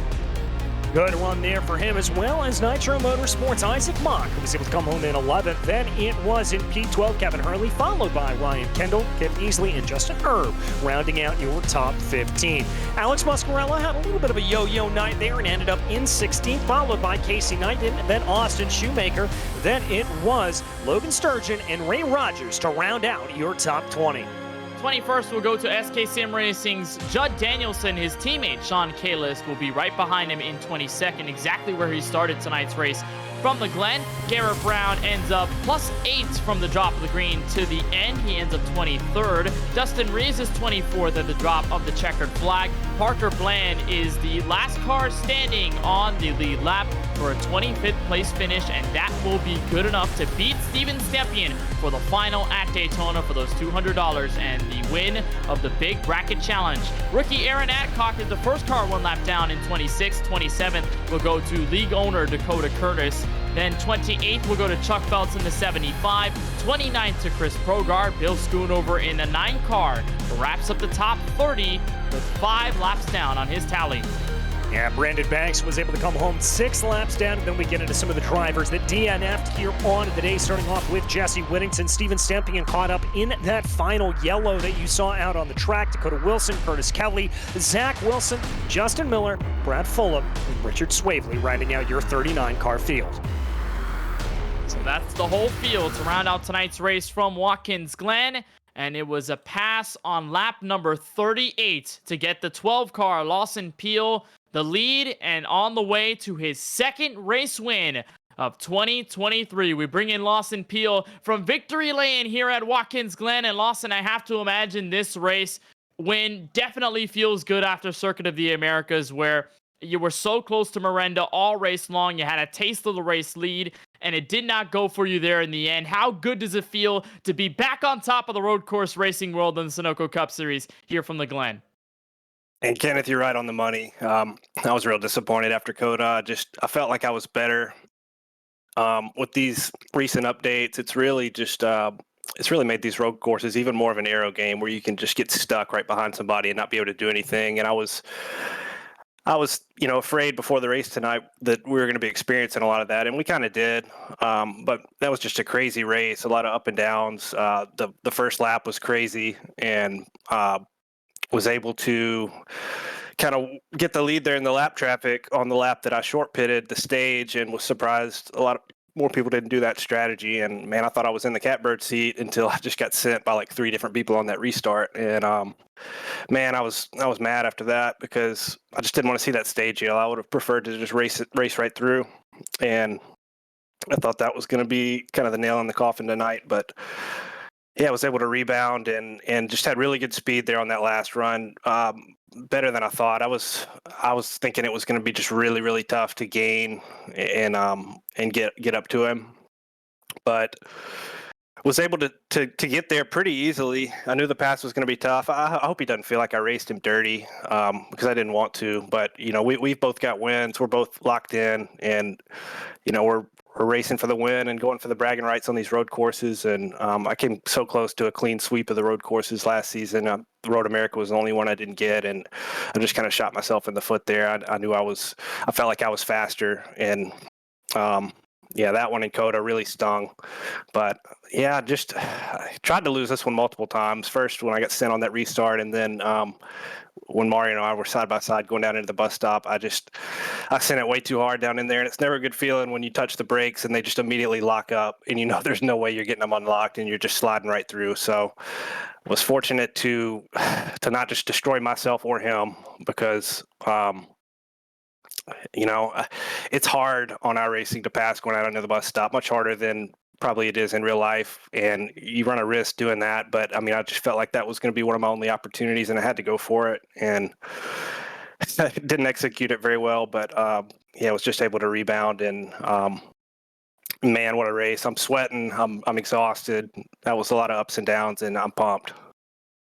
Physicality to the essence here at Watkins, Glen, and I want to talk through that pass on lap 38 once more, because it wasn't really the end of the journey there for you. As soon as you got that lead, it was an immediate response by not only Miranda, but for the 96 of Austin Reedy, who was sitting third at the time.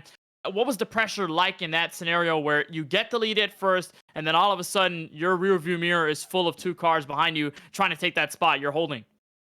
It was very nerve-wracking. I mean, I knew Reedy was going to be really fast here tonight. The past couple of times I've raced against him here, he's been really, really good. So I thought he was kind of the underdog, and he was going to fly in there under the radar tonight and maybe beat both of us. But yeah, we had that bus stop mishap, and then my tires were like on fire for like a lap after that. And then Reedy got by, and then he made a mistake, which allowed me to get by him, and was able to catch back up to Mario. And when I finally did make the pass, I had given him the bumper a couple of times, I guess, on the lap before. But when I finally passed him, there was no contact at all. I mean, he just kind of overshot the corner. So, I mean, I certainly passed him clean. I hope he feels like I raced him clean. But and then it was so tight for like that half a lap after I made that pass, because he and Reedy ended up side by side. And then, of course, right when I went up into the S's, I just got so tight on the left-hander and had to lift. And I did the same thing last year. Right when I got the lead, I just missed the S's and immediately let them get a huge run on me going back down to the bus stop. And luckily they were side by side, and I was able to just defend and get in there clear. And then once they were side by side, I mean, that killed both of them, and I was able to just exit out of there and get away from them. And then after that, just put some smooth laps together and not make a mistake. Well, you stay mistake-free in those last couple of laps, and you hold on to the race win. Final question before we let you go. I know that Daytona really isn't in the equation. You're already locked into the playoffs. You know you can have a lot of fun there at the Super Speedway, but playoff time is in a couple of weeks, and it's looming on the horizon. Any thoughts about how you're prepping for playoff time very soon? I don't know if there's anything specific. Just you know, a lot of the tracks in the second half of the playoffs are really good tracks for me, and I'm just kind of eyeing those. You know, if I can just if I can advance through the first half of the playoffs and be there in that second half, I think it's going to set up pretty good for me. So, just kind of put myself in a good position, I guess. And yeah, nothing too crazy.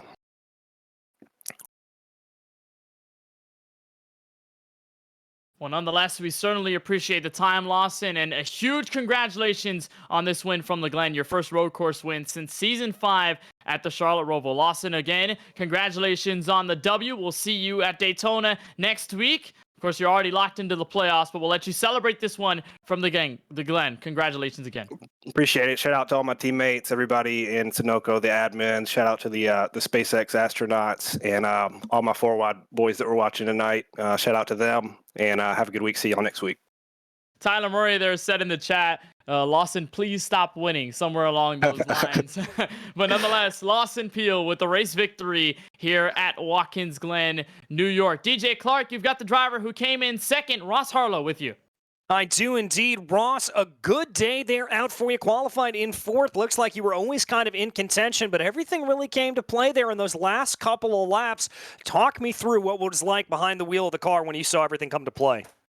Yeah, it was just you know, trying to keep a cool head there at the end, not get too excited because I've done that before and just thrown the race away. Almost did it tonight for going through 11 there, but you know, it was just playing the wreck avoidance game, right? Just trying to be quick with the hands, quick on the wheel, and if I had to, you know, do something else, I'd do something else. But I knew those three up front were gonna be fighting like hell, and I was just kind of gonna be a carrying bird, just pick up the scraps that come my way tonight.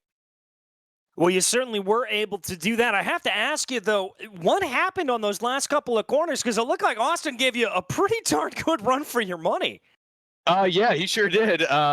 You know, he got close enough to me. I knew he was, you know, sitting. So I was looking at the relative coming out of the carousel. He was like 4/10 back. So I figured I was about to have to deal with a couple of really big lunges. So 10, I was just trying to make it as good a corner as I can, get a big exit, and then 11, I tried to hang it up to the right a little bit so I'd, you know, block off that inside, and it just wouldn't rotate. I don't know if I got on the marbles or just drove it in too deep, but it just wouldn't turn for me. So down to first, hammered down, and yeah, he probably should have got me. I talked to him. He was saying he missed the shift there at the end, but you know, great race overall. I couldn't be more happy with this. I was hoping for a top 10, so to come away with second tonight is it's pretty awesome. I was going to say it's got to feel pretty good now as we turn our sights next week to Daytona. Pressure off you a little bit, I have to imagine, getting the win earlier this year at Richmond. So what's Daytona going to look like for you? You know, normally I'd say just kind of take it easy and try to have a race car at the end. That's generally what we do for with the SKM team, and TOW. You know, got a lot of help for the super speedway races, but I don't know. This bracket challenge just got kind of weird because, you know, it's my team owner with SKM versus a sister teammate, Parker, on TOW. So I don't know how much cooperation there's going to be. I'm sure, you know, up to 5 to go, it's going to be same as normal. But I don't know. I really don't know what to expect with the you know, once we get to the last 10, 15 laps of that race. Well, I know I'm looking forward to being able to see it, and it's going to be pretty fascinating to see. But Ross, anybody you'd like to thank here for a fantastic run to P2 today? Yeah, I mean, you know, of course, right off the bat, top of the list is Till Valhalla Project. You know, they've been with me for such a long time now, and I couldn't ask for a better group of guys over there to be backing me. G&G's Gift, Millie Mermaid's Trove, Team Watson Racing Setups. My whole family, mom, dad, little brother who races in the Xfinity Series. My absolutely lovely fiance.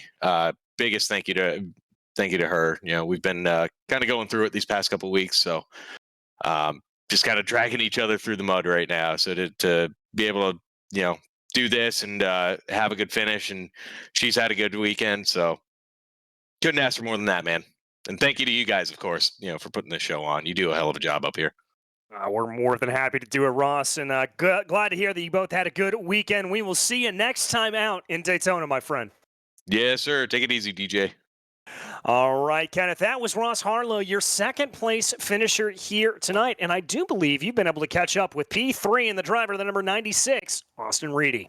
Indeed, I am here with Austin Reedy, who comes home in third, second straight top 3 finish at a road course this season. It was a similar fate at Circuit of the Americas. But Austin, I want to first off ask you about the contact with Mario Miranda off of turn 1. What happened there from your eyes? He just doesn't give enough room. He ran me 3 lanes up coming off the corner and 3 lanes above the rumble strip, and he's got plenty of room down there, and he just used me up. So, I mean, if I go any higher, there's a wall coming up. I'm going to hit the wall. So I did what's best for my car and kept it straight, held my line, and he continued to come up. So. But nonetheless, let's talk about those last couple of laps after the incident. Boy, you and Ross Harlow, an outstanding battle. You were working on that 5 car for a couple of laps, and then came that final corner. You lose that fight by 1/1000th of a second, but you really had it to that 5 car in those last couple of corners. What was that like?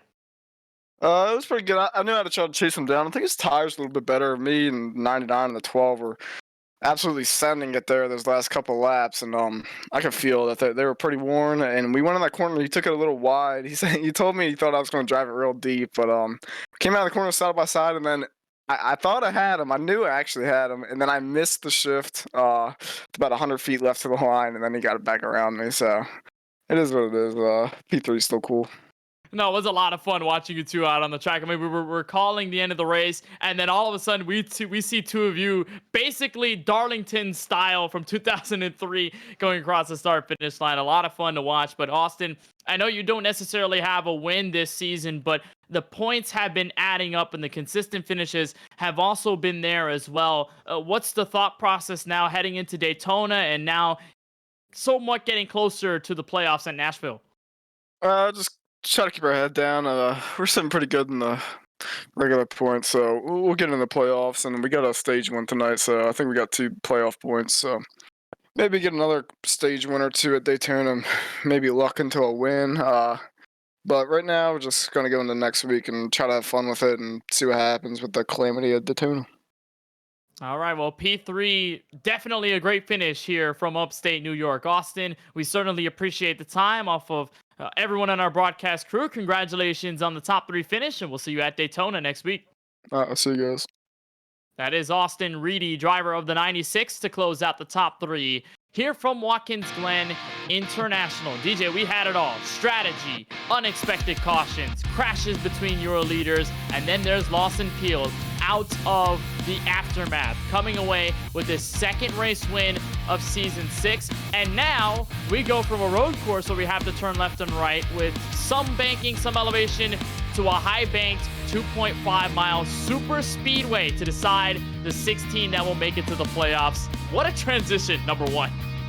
Only in NASCAR are you going to get a transition like this. I absolutely love it. And here for the Sunoco Cup Series, it is exactly the kind of action that we are ready to see.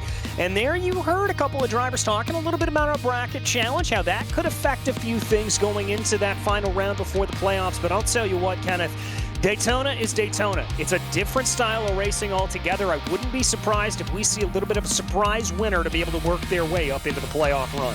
Well, the last time we were at a super speedway, it was Talladega, and you know who won that race? Aaron Adcock for Big Fish Motorsports. He was an unexpected rookie winner, so who knows? We may have another one join the list of what is now 9 different drivers who have visited Victory Lane in 2023. Lawson Peele becomes the 3rd driver to have 2 wins on the season. And like I said there, big bracket challenge, Parker Bland, Warren Kyle Keith, SKM Friendly Fire, question mark, for Daytona. We'll see next week. We'll head to the high banks in Daytona Beach, Florida, and we'll see you then. But that will wrap up our coverage of tonight's race here from Watkins Glen, New York. A big thank you to Dakota Curtis and all the admins at the Sunoco Cup Series for making each and every race possible, and for our broadcast team at Podium Esports, Gary Sexton, John Theodore, and for all of us on tonight's show, for Ryan Bauer on the production trailer, Dougie Beard with the cameras, and my colleague in the booth, DJ Clark. My name is Kenneth Bueno, saying so long from the Glen. We'll see you at Daytona next week, but the road course racing goes to Lawson Peele tonight.